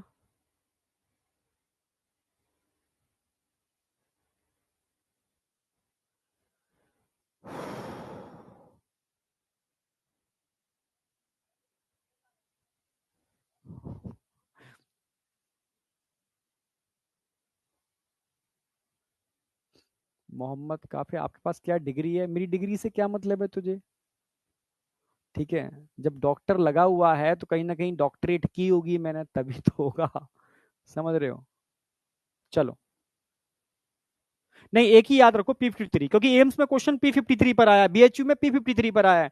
तुम पुराने एग्जाम देखोगे उसमें P53 पर क्वेश्चन आया। रेटिनोब्लास्टोमा मैं अभी नहीं कराता वो, ठीक है, वो तो तुम एमबीबीएस से पढ़ना। रेटिनोब्लास्टोमा वो भी बहुत इंपॉर्टेंट है। ठीक है, P53 याद रखना। आगे चलो, अब समझ में आया कि भाई कैंसर होता क्यों है। अगर इन जीन के अंदर और इन जीन के अंदर अगर म्यूटेशन हो जाए, मैं समझाना चाह रहा था क्या, ये अब समझना, ये और ये बहुत अहम जीन होते हैं। इनमें अगर म्यूटेशन हो जाए, इनमें अगर म्यूटेशन हो जाए, अब म्यूटेशन पॉल्यूशन की वजह से भी हो सकती है, म्यूटेशन जो डिब्बाबंद फूड खाते हो उनसे भी हो सकती है, किसी कोई बहुत सारी चीजें हैं। जेनेटिकल भी होती है, जेनेटिकल का मतलब है अगर आपके परिवार में किसी को कैंसर रहा है तो आगे आप उसके ट्रांसफर होने की प्रोबेबिलिटी बहुत ज्यादा होती है, ठीक है। तो म्यूटेशन इसमें हो जाए अगर, तो हो जाता है कैंसर। समझ में आया कैसे एक नॉर्मल सेल कैंसर सेल में कन्वर्ट होती है? एक बेसिक सा मैंने कंसेप्ट दिया है आपको, ठीक है, समझ में आ गया होगा। अभी सिर्फ इतना समझाया मैंने आपको, अभी एनसीईआरटी नहीं, अभी जनरल मैं, क्योंकि एनसीईआरटी तभी समझा पाऊंगा मैं आपको जब आप बेसिक समझोगे कि एक नॉर्मल सेल और एक कैंसर सेल में डिफरेंस क्या होता है, एक नॉर्मल सेल कैंसर सेल में कब कन्वर्ट होती है। हाँ, पर एनसीईआरटी में दे रखा है प्रोटो ऑन्कोजीन और ऑन्कोजीन। ऑन्कोजीन का मतलब है जो एक नॉर्मल सेल का ऑन्कोजेनिक ट्रांसफॉर्मेशन, ऑन्को का मतलब होता है कैंसर, ठीक है, एक नॉर्मल सेल को कैंसर में कन्वर्ट करने के लिए रिस्पॉन्सिबल होते हैं वो प्रोटो ऑन्कोजीन होते हैं। और जब कैंसर में कन्वर्ट हो गई तब उन जीन को हम ऑन्कोजीन बोलते हैं, प्रोटो ऑन्कोजीन नहीं बोलते, ठीक है। समझ में आ गया? यहां तक कोई डाउट है किसी को? यस या नो? नोट कर लिया? नोट किया या नहीं किया?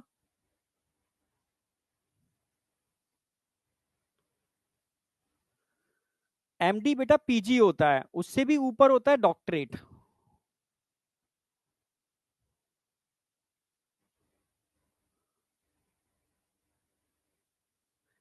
देखो तुम अपने गुरु के पास जा रहे हो, तुम्हें पता ही नहीं तुम्हारा गुरु क्या है, क्या उसकी एजुकेशन है, क्या तुम्हें पढ़ाएगा, उसके पढ़ाने का पैटर्न क्या है। भाई भाई आप तभी तो किसी गुरु बनाओगे, जैसे मैं किसी को गुरु बनाऊंगा तो मुझे उसके बारे में सब कुछ पता होगा कि ठीक है यार ये मेरे लायक है या नहीं, ठीक है, या मैं उसके लायक हूं या नहीं, ठीक है।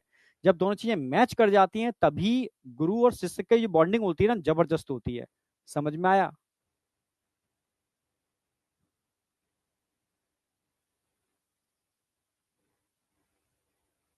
यहां तक समझ में आया नहीं आया? कोई डाउट? मैं नाराज होता नहीं हूँ बेटा आसानी से, पर होता हूं तो फिर मैं सही नहीं होता, फिर मैं सामने होता तो पिट भी जाते। पर कोई गलती करोगे तो ये क्वेश्चन पूछने में थोड़ा ना कोई गलती होती है। आगे चलो, आगे चल रहा हूं। म्यूटेशन जर्म सेल और सोमेटिक सेल दोनों में हो सकती है, ठीक है। नेक्स्ट आ जाओ। अच्छा अभी नहीं, अभी तो मैं और बेसिक चीजें बताऊंगा अब जबरदस्त वाली।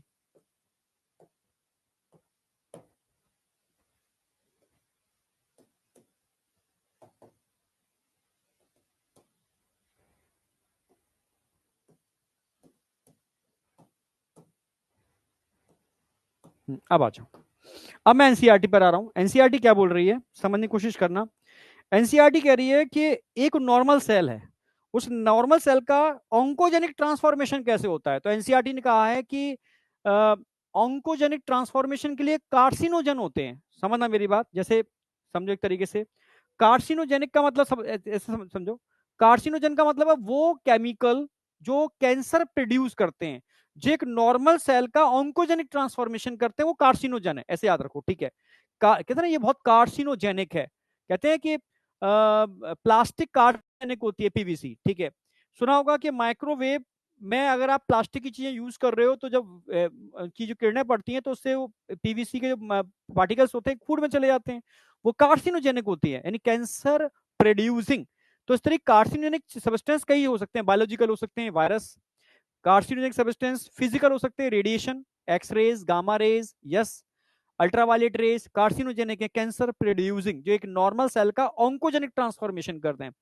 केमिकल हो सकते हैं, यस, तुम जो टोबैको कोई खाता हो अगर, ठीक है, तंबाकू, ठीक है, हुक्का, सिगरेट, बीड़ी, ये सब क्या है, कार्सिनोजेनिक सब्सटेंस। तो समझना, एक नॉर्मल सेल की अगर मैं बात करूं, एक नॉर्मल सेल,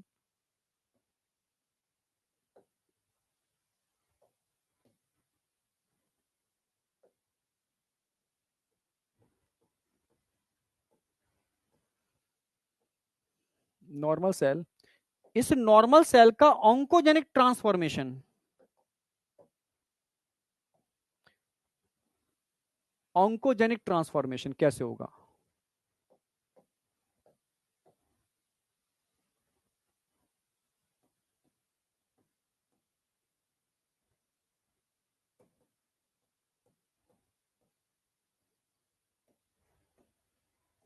ऑन्कोजेनिक ट्रांसफॉर्मेशन का मतलब हो गया कैंसर, कैंसर में कन्वर्जन कैसे होगा समझना।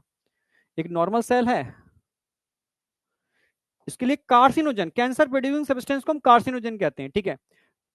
जैसे बायोलॉजिकल कार्सिनोजन भी होते हैं।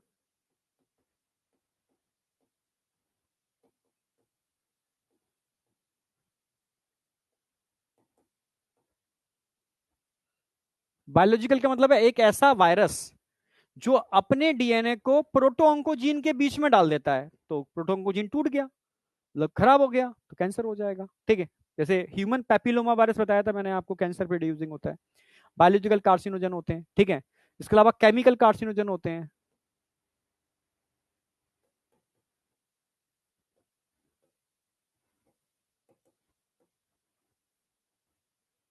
ठीक है। फिजिकल कार्सिनोजन भी होते हैं, ये लिख देता हूं मैं।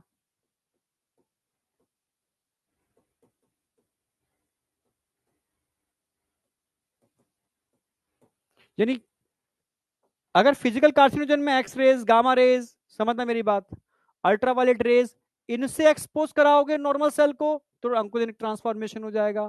कोई वायरस इसको अगर टैक मतलब infect कर दे, गड़बड़ कर दे, तो ऑन्कोजेनिक ट्रांसफॉर्मेशन हो जाएगा। तंबाकू, गुटखा, जो भी केमिकल्स होते हैं जो, ठीक है, वो भी एक नॉर्मल सेल का ऑन्कोजेनिक ट्रांसफॉर्मेशन कर सकते हैं। एक मिनट, इसको नोट करो फटाफट।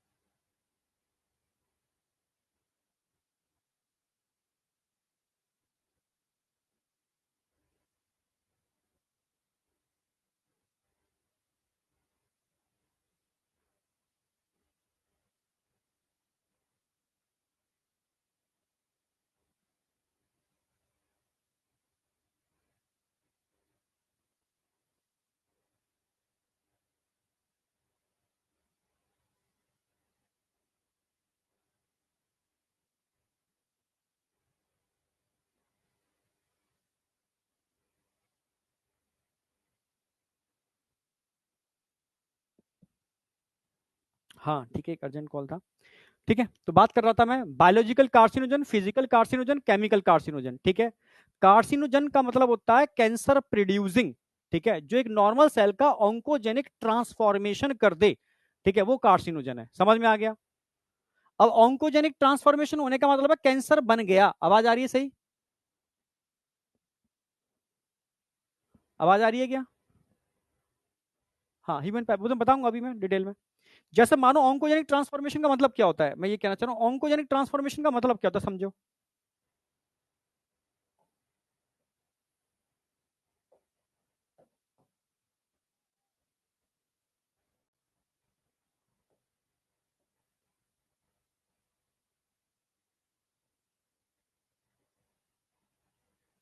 जैसे मानो ये एक नॉर्मल सेल थी,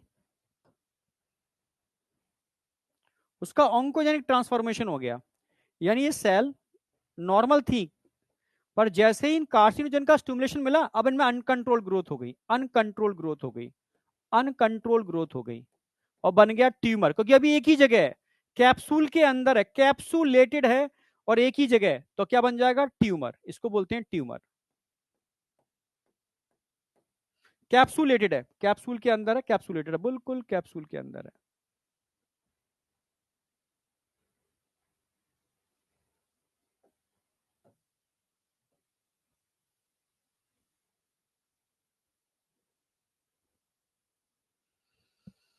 समझ में आया? हाँ बेटा, कैप्सूलेटेड होता है, इसको बिनाइन ट्यूमर कह सकते हो। नियोप्लाज्म बिल्कुल कैप्सूलेटेड है। लिख देता हूँ, इट इज अ कैप्सूलेटेड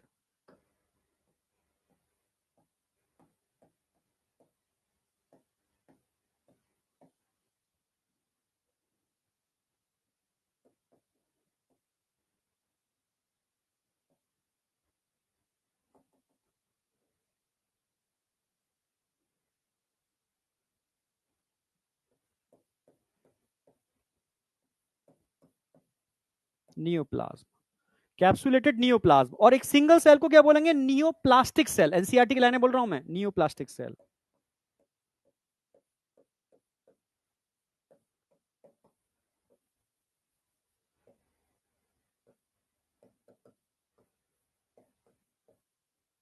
जो सिंगल सेल है नियोप्लास्टिक सेल, और जो कैप्सूल बन गया उसको नियोप्लाज्म, कैप्सुलेटेड नियोप्लाज्म बोलोगे।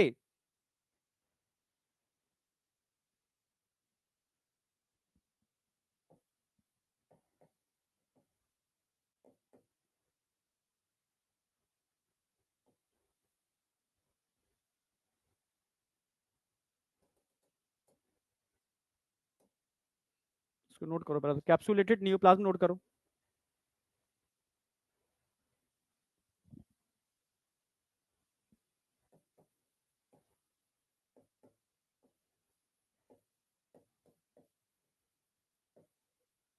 बिनाइन का मतलब होता है जो घातक नहीं है वो बिनाइन है, अभी एक ही जगह है ना, इसलिए कोई दिक्कत नहीं है। ऐसे कैंसर का ट्रीटमेंट बड़ा आसान होता है जो एक ही जगह होते हैं, जब फैल जाते हैं तब मैलिग्नेंसी आती है। इसको नोट कर लो, ठीक है। नियोप्लास्टिक सेल सिंगल सेल को बोलते हैं, कैप्सुलेटेड नियोप्लाज्म ग्रुप को बोलते हैं, इसको बिनाइन ट्यूमर बोलोगे, जो एक जगह है तब तक ट्यूमर है, एक जगह तब तक ट्यूमर है। समझ रहे हो ना? हाँ।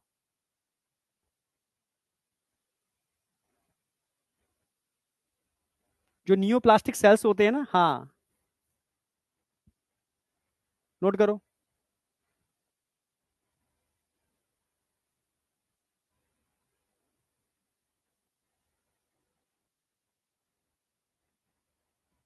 अब जो नियोप्लास्टिक सेल्स होते हैं ना, ये नियोप्लास्टिक सेल्स ये रिलीज करते हैं, अब लिखते जाना आगे, रिलीज एंजियोप्लास्टी। सुना है आपने? Angioplasty, angiogenesis. एंजियो टर्म किसके लगाते हैं? ब्लड वेसल्स के लिए लगाते हैं। एंजियो टर्म ब्लड वेसल के लिए लगाते हैं, ठीक है।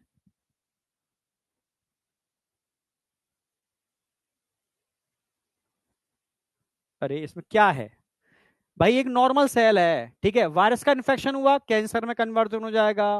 X-rays, gamma rays, ultraviolet rays से एक्सपोज करा दो, कोई म्यूटेशन हो जाएगा, ऑन्कोजेनिक ट्रांसफॉर्मेशन हो जाएगा। केमिकल कार्सिनोजन होते हैं, ठीक है, तंबाकू, गुटखा, ठीक है, उनकी वजह से ऑन्कोजेनिक ट्रांसफॉर्मेशन हो जाएगा। अगर मैं ऑन्कोजेनिक ट्रांसफॉर्मेशन की बात कर रहा हूं, जिसमें एक नॉर्मल सेल अनकंट्रोल ग्रोथ करके एक ट्यूमर बना लेती है, एक कैप्सूलेट, कैप्सूल का मतलब है अभी कवरिंग के अंदर है, ट्यूमर है कवरिंग के अंदर है, इसको बिनाइन ट्यूमर बोलोगे। बिनाइन का मतलब होता है अभी घातक नहीं है, दयालु है, मतलब एक जगह है, ट्रीटमेंट हो सकता है, ठीक है। समझ रहे हो? इसमें जो पूरा बंच है सेल का, इस बंच को बिनाइन, इस बंच को हम नियोप्लाज्म बोलते हैं, एनसीईआरटी में रखा है, नियोप्लाज्म बोलते हैं। और सिंगल सेल को आप क्या बोलोगे? नियोप्लास्टिक सेल बोलोगे। यही नियोप्लास्टिक सेल या नियोप्लाज्म रिलीज करता है, क्या करता है? Release angiogenesis factor.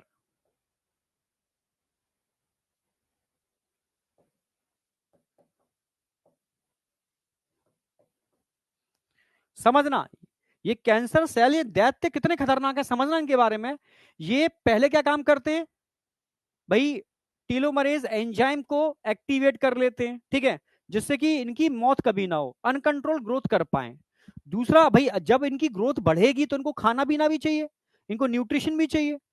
भाई अब इंसान उतना ही खाएगा ना जितना शरीर को जरूरत होती है, ठीक है, जो नॉर्मल सेल को जरूरत होती है। अब क्या करेंगे, नॉर्मल सेल की सप्लाई कट करेंगे, समझना मेरी बात। तो ये क्या रिलीज करेंगे, एंजियोजेनेसिस फैक्टर। तो कभी कई मेडिसिन ऐसी आ रही हैं जो इन एंजियोजेनेसिस फैक्टर को ब्लॉक कर देती है, जिससे कैंसर सेल को न्यूट्रिशन ना मिले, ठीक है। तो ये एंजियोजेनेसिस फैक्टर क्या काम करते हैं, ये इनके आसपास एंजियोजेनेसिस करा देंगे, यानी ब्लड वेसल्स का नेटवर्क बना देंगे। ये ब्लड वेसल्स का नेटवर्क बन जाएगा इनके चारों तरफ, डेंस नेटवर्क बन जाएगा ब्लड वेसल्स का, समझना मेरी बात।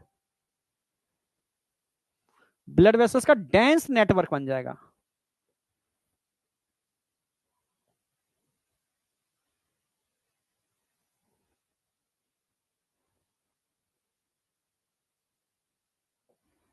ब्लड वेसल्स का डेंस नेटवर्क बन जाएगा यहां पर। इससे क्या फायदा होगा, इससे इनको क्या फायदा होगा, इससे क्या होगा, जो ब्लड, भाई ज्यादा ब्लड वेसल्स होंगे तो ज्यादा ब्लड का फ्लो उधर बढ़ जाएगा। जो ब्लड पड़ोसी की नॉर्मल सेल को मिलना था न्यूट्रिशन, वो ये खा जाएंगे सारा न्यूट्रिशन, समझना मेरी बात। ये कैसे दैत्य हैं, एक तो अपनी ग्रोथ को कंटिन्यू बढ़ा रहे हैं, अपनी ग्रोथ को कंटिन्यू बढ़ा रहे हैं, अनकंट्रोल ग्रोथ कर रहे हैं। और साथ में इन्होंने क्या कर लिया, साथ में इन्होंने क्या काम कर लिया, ठीक है, एंजियोजेनेसिस फैक्टर को रिलीज करके ब्लड वेसल्स का नंबर बढ़ा लिया, ठीक है। Increase blood vessels number around tumour, increase blood vessels number around tumour. Tumour के around blood vessels number increase हो जाएगा। इससे क्या होगा, जो मतलब इंक्रीज, इससे क्या होगा, increase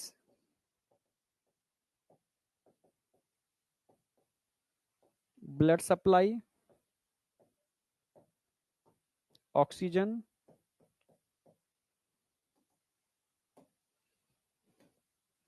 and nutrient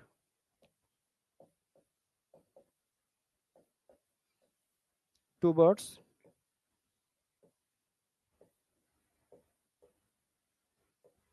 cancer cells, यानी कैंसर सेल की तरफ, ठीक है, ब्लड सप्लाई बढ़ जाएगी, ऑक्सीजन सप्लाई बढ़ जाएगी, न्यूट्रिशन सप्लाई बढ़ जाएगी, और नॉर्मल सेल भूखमरी की वजह से मरना चालू हो जाएंगे। कैंसर केस में देखा होगा, कैंसर बढ़ता जाता है और इंसान नॉर्मल तरीके से वीक होता चला जाता है। क्यों, क्योंकि उसके नॉर्मल सेल मर रहे हैं और कैंसर दैत्य की तरह ग्रो कर रहा है, समझ रहे हो ना मेरी बात। तो सिंपल सी बात है, नियोप्लास्टिक सेल, ठीक है, एंजियोजेनेसिस फैक्टर रिलीज करते हैं। आज के दिन में नई मेडिसिन बनी है इनको रोकने के लिए, ठीक है, इनको रोकने के लिए, सिर्फ कैंसर को तेजी से फैल रहा है उसको रोकने के लिए, मारने के लिए नहीं है कुछ भी, ठीक है। जो ब्लड वेसल्स के नंबर को बढ़ाएगा, जिसकी वजह से क्या होगा, ये चीज हो जाएगी। मतलब कई, जैसे जब मेरे मदर का इलाज चल रहा था तो एक मेडिसिन थी जो 1.25 लाख रुपए की आती थी शायद, एक हफ्ते की, ठीक है, कुछ ऐसा था, मुझे शायद ध्यान नहीं आ रहा, एक हफ्ते की या 20 दिन की, कुछ ऐसा था, ठीक है, हाँ। तो उस समय उसका बस काम इतना था कि जो कैंसर तेजी से फैल रहा है ना, वो मेडिसिन खाते रहोगे तो थोड़ा रिलीफ रहेगा, पर जैसी मेडिसिन छोड़ोगे आप, ठीक है, बस फिर वो फैलना चालू हो जाएगा। मतलब कोई वो ट्रीटमेंट नहीं है, पर वो लोग, उन्होंने बनाया है, वो इस एंजियोजेनेसिस फैक्टर को ही ब्लॉक करती है, पर वो कुछ समय तक काम करती हैं जब तक आप खा रहे हो, ठीक है। और हाँ, अगर रेजिस्टेंस आ गई उनके अंदर तो फिर वो भी काम नहीं करती, ठीक है। तो बस यही है तरीका है, लोग अपने अपने तरीके से अपना अपना काम कर रहे हैं, ठीक है। तो समझ में आ गया। तो ये एंजियोजेनेसिस फैक्टर क्या काम करते हैं, ब्लड वेसल्स के नंबर को बढ़ा देते हैं, जिससे कि ब्लड की सप्लाई बढ़ जाएगी कैंसर सेल की तरफ, ब्लड की सप्लाई कैंसर की तरफ बढ़ जाएगी। इससे कैंसर सेल को न्यूट्रिशन अच्छे से मिलेगा, समझ रहे हो, और नॉर्मल सेल का न्यूट्रिशन कट हो जाएगा, जिससे नॉर्मल सेल की डेथ होना चालू हो जाएगी। इस तरीके से ट्यूमर बन जाता है। अब ट्यूमर कैंसर में कैसे कन्वर्ट होता है इसकी बात करता हूं मैं। एक ट्यूमर कैंसर में कैसे कन्वर्ट होता है, नोट कर लो उसको।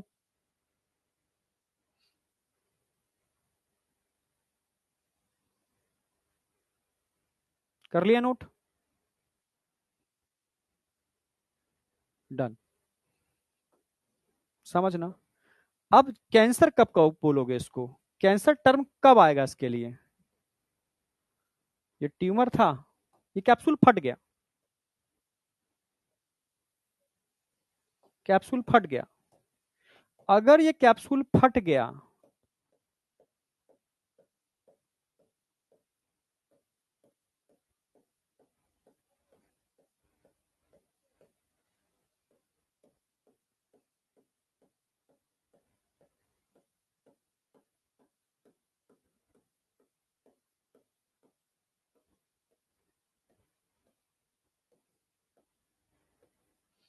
अगर ये कैप्सूल फट गया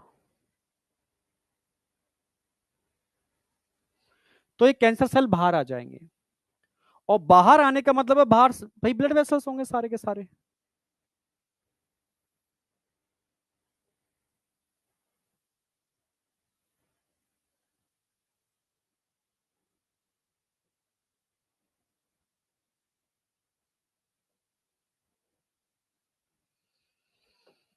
और ये कैंसर सेल एंटर कर जाएंगे आपके ब्लड में।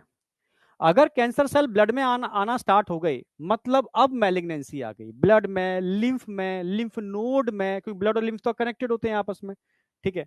तो बस अब ये पूरी बॉडी में फैल जाएंगे, यहां से बस एंटर कर जाएं एक बार, इसको बोलते हैं मैलिग्नेंसी, मैलिग्नेंट ट्यूमर।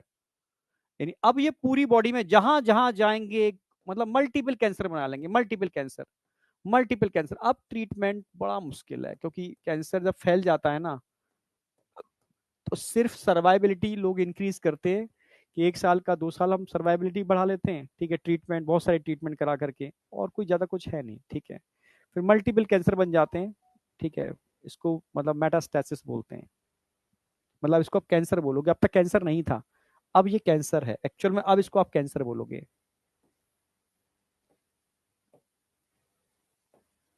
ये सही मायने में अब कैंसर है, स्प्रेडिंग हुई ना इसके अंदर, अब सही मायने में कैंसर है, नोट करो उसको। या मैलिग्नेंट ट्यूमर या मैलिग्नेंट कैंसर, क्योंकि मैलिग्नेंसी आ गई ना इसमें, फैल गया है।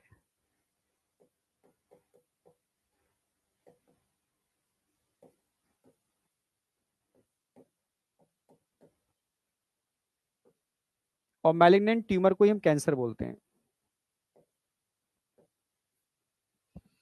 ठीक है। और जो स्प्रेडिंग हो रही है, स्प्रेडिंग जो हो रही है, उसको मेटास्टेसिस बोलते हैं।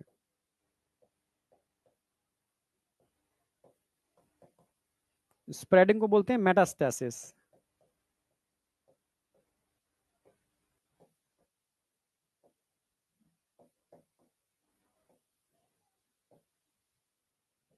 Metastasis, yes, metastasis. समझ में आया, बहुत इंपॉर्टेंट है मेटास्टेसिस। एक ही वर्ड है, मेटास्टेसिस अलग अलग नहीं है। स्प्रेडिंग को हम बोलते हैं मेटास्टेसिस। वेरी वेरी वेरी, कहते हैं ना अब उसमें मेटास्टेसिस आ गई। मेटास्टेसिस का मतलब है स्प्रेड कर गया पूरी बॉडी के अंदर, अब कुछ नहीं हो सकता। ये मैलिग्नेंसी आ गई, मैलिग्नेंट ट्यूमर है, मेटास्टेसिस मैलिग्नेंसी कॉमन टर्म होते हैं। मैलिग्नेंट का मतलब है अब वो घातक हो गया, मेटास्टेसिस का मतलब है स्प्रेडिंग हो गई पूरी बॉडी के अंदर, ये मेटास्टेसिस है, कैप्सूल रप्चर कर गया। यहां तक कोई बताओ, कोई डाउट, नोट कर लो।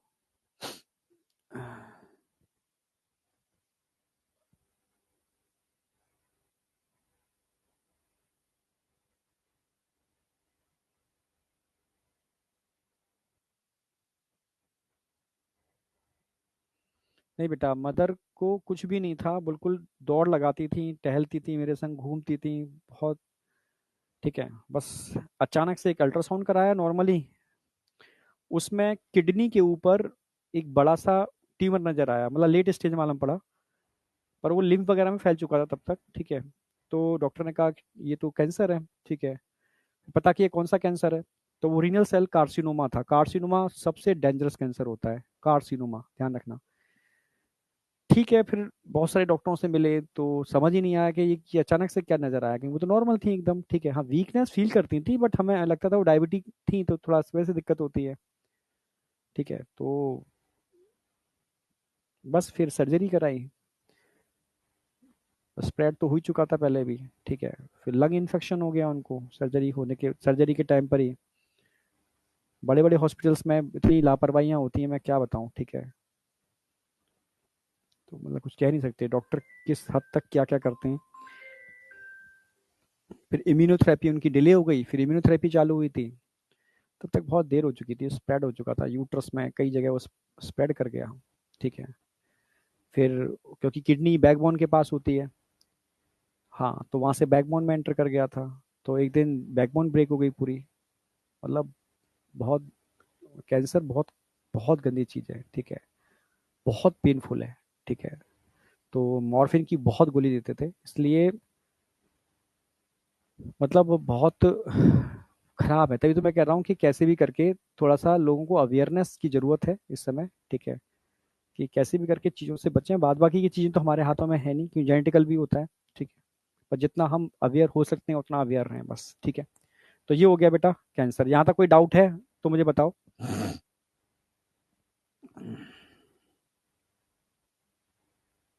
यहाँ तक कोई डाउट? अब चाहो तो मैं एक चीज़ उसमें ऐड और कर सकते हो, उसमें टाइप्स ऑफ कैंसर, ये मैं अलग से नोटेबल पॉइंट डाल देता हूँ, बस नॉलेज के लिए पता होना चाहिए।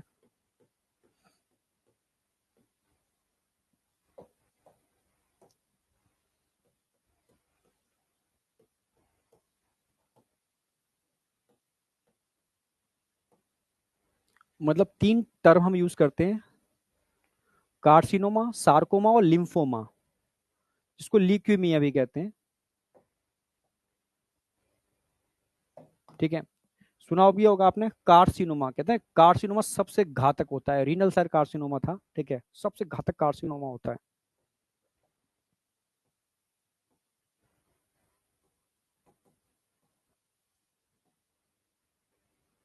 Sarcoma, lymphoma.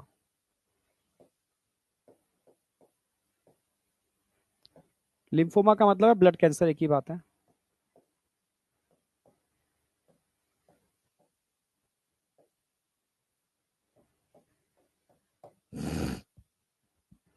कार्सिनोमा, सार्कोमा और लिम्फोमा, तीनों लिख लो।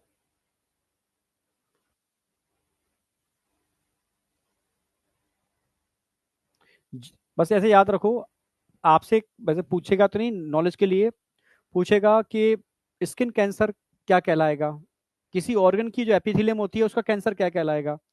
तो जब भी मैं बात करूंगा एक्टोडर्मल एपिथेलियम के अंदर, एक्टोडर्मल टिश्यू के अंदर अगर अनकंट्रोल ग्रोथ होती है तो उसको हम बोलते हैं कार्सिनोमा, और 85% कैंसर यही होते हैं। 85% कैंसर अगर हम बात करते हैं लोगों के अंदर, कार्सिनोमा ही होता है 85%।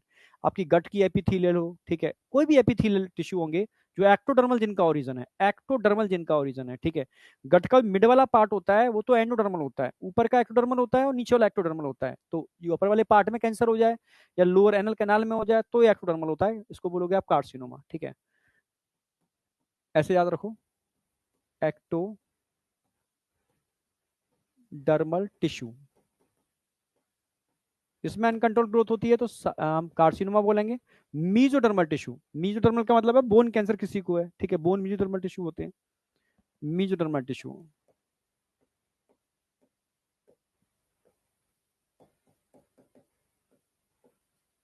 ठीक है। अब ये लिम्फोमा ब्लड कैंसर के लिए स्पेसिफिक टर्म यूज करते हैं, स्पेशली ब्लड, अलग लिख दिया ब्लड कैंसर के लिए। ब्लड कैंसर लिए तो उसके लिए टर्म यूज करेंगे लिम्फोमा, क्योंकि ब्लड भी मीजोडर्मल ही होता है, पर एक स्पेसिफिक टर्म जोड़ दिया तो याद रखना। मैक्सिमम कैंसर कार्सिनोमा होता है, सबसे गंदा कैंसर होता है, सबसे घातक कैंसर होता है, ठीक है। सार्कोमा फिर भी ठीक है। लिम्फोमा का इलाज अभी इस समय पूरा है, मतलब ब्लड कैंसर के लिए अभी ट्रीटमेंट भी आए हैं, काफी महंगे ट्रीटमेंट है, 1 CR से ऊपर के ट्रीटमेंट हो जाते हैं, पर हाँ ट्रीटमेंट है, ठीक है। लोग दावा करते हैं कि उस पर काफी हद तक मतलब 100% एडिकेशन हो जाता है, बट ये दो बहुत ही खतरनाक है, जिसमें कार्सिनोमा सबसे खतरनाक है, ठीक है। ये मेरे जो मैं पढ़ाता हूँ ये वो है। अब मैं एनसीईआरटी की कुछ लाइनें और बता देता हूँ। एनसीईआरटी बोलती है कैंसर कॉजिंग एजेंट को हम क्या बोलते हैं, जो कैंसर कॉज करते हैं उनको हम क्या बोलते हैं, ठीक है। ये फिजिकल, इनको हम कार्सिनोजन बोलते हैं। कार्सिनोजन फिजिकल भी हो सकते हैं। फिजिकल में क्या आ जाएंगे, आयोनिक रेडिएशन और नॉन आयोनिक रेडिएशन, पूछा क्या क्वेश्चन है। आयोनिक रेडिएशन में एक्सरेज, गामा रेज आते हैं, मैडम क्यूरी को कैंसर ही तो हुआ था, मतलब गल गई थी बॉडी गामा रेज की वजह से, ठीक है, ठीक है। नॉन आयोनिक रेडिएशन के अंदर यूवी रेज, जितनी भी अल्ट्रावायलेट रेज होते हैं, ठीक है, ये नॉन आयोनिक रेडिएशन है, तभी तो हमारी तो ऊपर ओजोन का लेयर है, वो इन नॉन आयोनिक रेडिएशन को आने से कई हद तक रोकता है। पर जहां पर ये होल बहुत बड़ा हो चुका है वहां पर ये रेडिएशन आती है और स्किन कैंसर होने की प्रोबेबिलिटी उन लोगों को ज्यादा होती है, ठीक है। और उनके अंदर मेलानिन पिगमेंट भी अगर कम हो तो और दिक्कत, जैसे यूएस के आप देखे होंगे लोग, व्हाइट स्किन जो होती है उनमें मेलानिन पिगमेंट कम होता है, वो प्रोटेक्टिंग पिगमेंट होता है, वो प्रोटेक्टिंग लेयर नहीं होती, और वहाँ ओजोन का होल भी है, तो वहां पर मतलब स्किन कैंसर होने की प्रोबेबिलिटी ज्यादा होती है। केमिकल के अंदर टोबैको स्मोकिंग, ठीक है, ये केमिकल हो गए। बायोलॉजिकल में ह्यूमन पैपिलोमा वायरस बताया था मैंने आपको, ह्यूमन पैपिलोमा वायरस या हेपेटाइटिस बी वायरस, ये भी एक तरीके से लिवर कैंसर कर देता है, ठीक है। तो physical agent, chemical agent, biological agent, 3 agent हो सकते हैं cancer causing. Cancer detection and diagnosis, actual में अभी इसमें कुछ चीजें नहीं है, ठीक है। आज की डेट में तो बहुत सारी चीजें आ गई हैं, ठीक है, जैसे पेट सिटी, पेट सिटी जिसमें हम रेडियो लेबल्ड ग्लूकोज को इंजेक्ट करते हैं, फिर सिटी कराते हैं, कंप्यूटर टोमोग्राफी। तो रेडियो लेबल्ड होता है और ग्लूकोज होता है, तो कैंसर सेल को ग्लूकोज के लिए तड़पती है, ठीक है। तो वो ग्लूकोज सीधी कैंसर सेल के पास जाता है और कैंसर सेल बुरी तरह से खाते हैं उसकी, बुरी तरह से खाते हैं ग्लूकोज को, और रेडियो लेबल्ड होता है। तो हम उसको इंजेक्ट करने के बाद फिर मशीन के अंदर डालते हैं इंसान को, ठीक है, फिर उसका कंप्यूटर टोमोग्राफी करते हैं। तो जहां पर रेडिएशन बहुत ज्यादा नजर आ रही है, वो रेडियो लेबल्ड है ना सारा सारा, तो समझ लो वहां पर कैंसर है, ठीक है, वो इंडिकेटर होता है कैंसर का। तो वो कंप्यूटर टोमोग्राफी का हाई वर्जन है। तो बायोप्सी तो कॉमन है, आपका कोई भी कैंसर डॉक्टर पे लगेगा बायोप्सी कराओ। बायोप्सी का मतलब है उस कैंसर के छोटे टुकड़े को निकालो, सेल्स को, और चेक कराओ कि किस टाइप का कैंसर है, कार्सिनोमा है, सार्कोमा है, लिम्फोमा है, क्या है, किस टाइप का और कितनी एग्रेसिवनेस है उसके अंदर। पर ठीक है, ये डॉक्टर की पहली स्टेप है, ठीक है। पर आयुर्वेदा इसको नहीं मानता। आयुर्वेदा कहता है अगर आपने कैंसर को छेड़ दिया तो मैलिग्नेंसी उसमें आने की प्रोबेबिलिटी और ज्यादा बढ़ जाएगी, यानी आपने एक तरीके कैंसर को बढ़ा दिया, ये आयुर्वेदा कहता है। पर डॉक्टर मेडिकल साइंस कहती है बिना बायोप्सी के कोई ट्रीटमेंट है ही नहीं, बायोप्सी फर्स्ट स्टेप पे करती है। तो दोनों में बहुत बड़ी कंट्रोवर्सी है, बट है, क्या करें, ठीक है। फिर क्या होती है, हिस्टोपैथोलॉजिकल स्टडी, भाई आपने उसको कट किया उस पार्ट को, फिर उसकी हिस्टोपैथोलॉजी करोगे, पता करोगे कौन सा कैंसर है, क्या है। रेडियोग्राफी, ठीक है, रेडियोग्राफी में तो आप समझते हो एक्सरेज के थ्रू हम चीजें देखते हैं।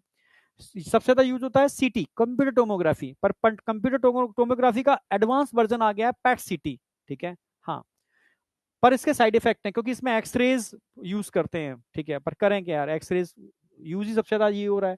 एमआरआई लोग यूज कर रहे हैं, पर एमआरआई सेफ है क्योंकि इसमें मैग्नेटिक फील्ड जनरेट करके हम 3D स्ट्रक्चर बनाते हैं बॉडी का, ठीक है, सेफेस्ट टेक्निक में आता है। पर मैक्सिमम डॉक्टर पूरी इंडिया, पूरी दुनिया में पेट सीटी ही कर रहे हैं। एमआरआई लोग कर लेते हैं, बट एमआरआई के रिजल्ट बहुत अच्छे नहीं है, ठीक है, प्रैक्टिकली बता रहा हूं मैं। तो पेट सीटी या सीटी ही होता है कंप्यूटर टोमोग्राफी, मशीन के अंदर पूरा इंसान जाता है, पूरी बॉडी में रेडिएशन होते हैं, ठीक है, एक्सरेज, उससे 3D इमेज बनती है, ठीक है। हाँ, कुछ नई टेक्निक भी है, जैसे एंटीबॉडीज अगेंस्ट कैंसर। तो हम कुछ ऐसे एंटीबॉडीज होते हैं उनको इंजेक्ट कर देते हैं, इंजेक्ट करने के बाद वो कैंसर सेल से बाइंड कर जाते हैं, तो वहां भी रेडियो लेबल्ड है। तो इसी का ही एडवांस वर्जन आ गया पेट सिटी, ठीक है। पर एनसीईआरटी में भी ये दे रखें, याद रखो। तो antibody against cancer specific antigen are also used for detection of certain cancer. Technique of molecular biology, ये थोड़ा एडवांस टेक्निक है, इंडिया में कम है, बाहर जाता है। इसमें अब इंडिया में भी स्टार्ट हो गई है, ठीक है, बॉम्बे में स्टार्ट कर दी है। वैसे घर में कई लोगों को कैंसर अगर है तो लोग जानना चाहते हैं क्या उनके अंदर वो जीन तो नहीं है, ठीक है। तो उनको ज्यादा प्रिकॉशन की रिक्वायरमेंट होगी, ज्यादा अवेयरनेस, इम्यूनिटी इनको रखना पड़ेगा, ठीक है। तो उसी में हम क्या करते हैं, उन सिक्वेंस को आइडेंटिफाई करते हैं जो कहीं ना कहीं कैंसर कॉजिंग होती हैं। तो यहाँ डिटेक्ट करते हैं हम जीन को उस पर्टिकुलर इंसान के, जो कैंसर कॉजिंग हो सकते हैं, जिनमें वो सिक्वेंस होती हैं, ठीक है, थाइमिन डाइमर्स होते हैं। तो अभी तो आपके लिए इतना याद रखो, बायोप्सी, हिस्टोपैथोलॉजी, रेडियोग्राफी, सीटी कंप्यूटर टोमोग्राफी, एमआरआई। सेफेस्ट में क्वेश्चन आता था एमआरआई बोलोगे। एंटीबॉडी और जीन के आइडेंटिफिकेशन के लिए मॉलिक्यूलर बायोलॉजी की टेक्निक्स हैं। मतलब आप पता लगाओगे कि इनहेरिटेड कोई चीज तो नहीं है, मतलब एक से दूसरी पीढ़ी में तो नहीं जाएगी, उसके लिए हम इसको यूज करते हैं। अगर मैं ट्रीटमेंट की बात करता हूं तो बहुत ज्यादा ट्रीटमेंट है नहीं। सर्जरी कर देते हैं डॉक्टर, सबसे डॉक्टर यही करेगा। सर्जरी के बाद डॉक्टर कहता है रेडिएशन भी कर देते हैं, उस इलाके में थोड़ी बहुत बचेंगी, मर जाएंगी, ठीक है। आज की डेट में इम्यूनोथेरेपी आ गई है, ठीक है, इसमें नहीं दे रखा एनसीईआरटी में। पर कीमोथेरेपी डॉक्टर यूज करते हैं, डिफरेंट टाइप के मेडिसिन होते हैं, ठीक है। रेडिएशन कीमोथेरेपी का कॉम्बिनेशन दे देते हैं सर्जरी के बाद।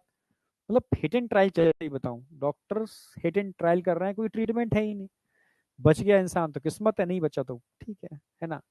इम्यूनोथेरेपी लेटेस्ट टेक्निक है, ठीक है, अभी इसमें सिर्फ अल्फा इंटरफ्रॉन की बात की है। पर इम्यूनोथेरेपी बहुत एडवांस आ चुकी है, बहुत एडवांस, ठीक है। पर बहुत ज्यादा सक्सेस कुछ है नहीं, सच्चाई तो ये है, ठीक है। क्योंकि बहुत पैसा खर्च करने के बाद भी मैं समझ गया कि नहीं है हाथों में, कैंसर का बहुत अच्छा इलाज है नहीं, ठीक है, समझे। आज तय कराऊंगा क्योंकि थोड़ा सा, ठीक है, इतना ही रखते हैं ना। एड्स आज नहीं, एड्स कल ही कराऊंगा, ठीक है, कल का मतलब है अगली क्लास में एड्स और ड्रग्स का कॉम्बिनेशन ले लूंगा मैं, करा दूंगा मैं, एड्स और ड्रग्स दोनों करा दूंगा, बहुत बड़ा नहीं है, ठीक है। तो आज थोड़ा रिलैक्स कर लो, क्योंकि अभी तुम्हारी 4 बजे से क्लास चालू हो जाएगी। और कल मेरी क्लास नहीं है, तो ध्यान रखना, कल मैं बोल भी नहीं पाऊंगा, पहले ही बोल दे रहा हूँ। कल यार आ जाना, ठीक है, ह्यूमन रिप्रोडक्शन का है। और एक बार लेक्चर को लाइक जरूर कर देना, ठीक है, क्योंकि वाईटी पर सर्वाइबिलिटी यानी रहना है अगर आपको, तो बच्चों का सपोर्ट चाहिए, नहीं तो वाईटी पर रहना बड़ा मुश्किल है, ठीक है। अच्छा कंटेंट दे पाऊँ कुछ सालों तक वाईटी पर, तो उसके लिए आप लोगों का सपोर्ट बहुत जरूरी है, नहीं तो वाईटी पर बहुत गंदगी भी हो रही है, ठीक है। तो बस, ठीक है, थोड़ा सा वहां पर लेक्चर लगा हुआ है ह्यूमन रिप्रोडक्शन का, कल है शाम को 8 बजे, आप फ्री होगे, ठीक है। 1 घंटे 45 मिनट की क्लास होगी, और मैं काफी हद तक करा दूंगा आपको, ठीक है। और नए पार्ट जितने भी ऐड हुए हैं अभी, नए पॉइंट्स वो ऐड कर दूंगा। शॉर्ट नोट्स आपके बहुत अच्छे प्रिपेयर होंगे उसके अंदर, और बेहतरीन रिवीजन होगा आपका, ठीक है। ओके, तो कल मिलते हैं वाईटी पर, संकल्प मीट वेदांतु चैनल पर, 8 बजे। ओके, बाय बेटा, बाय।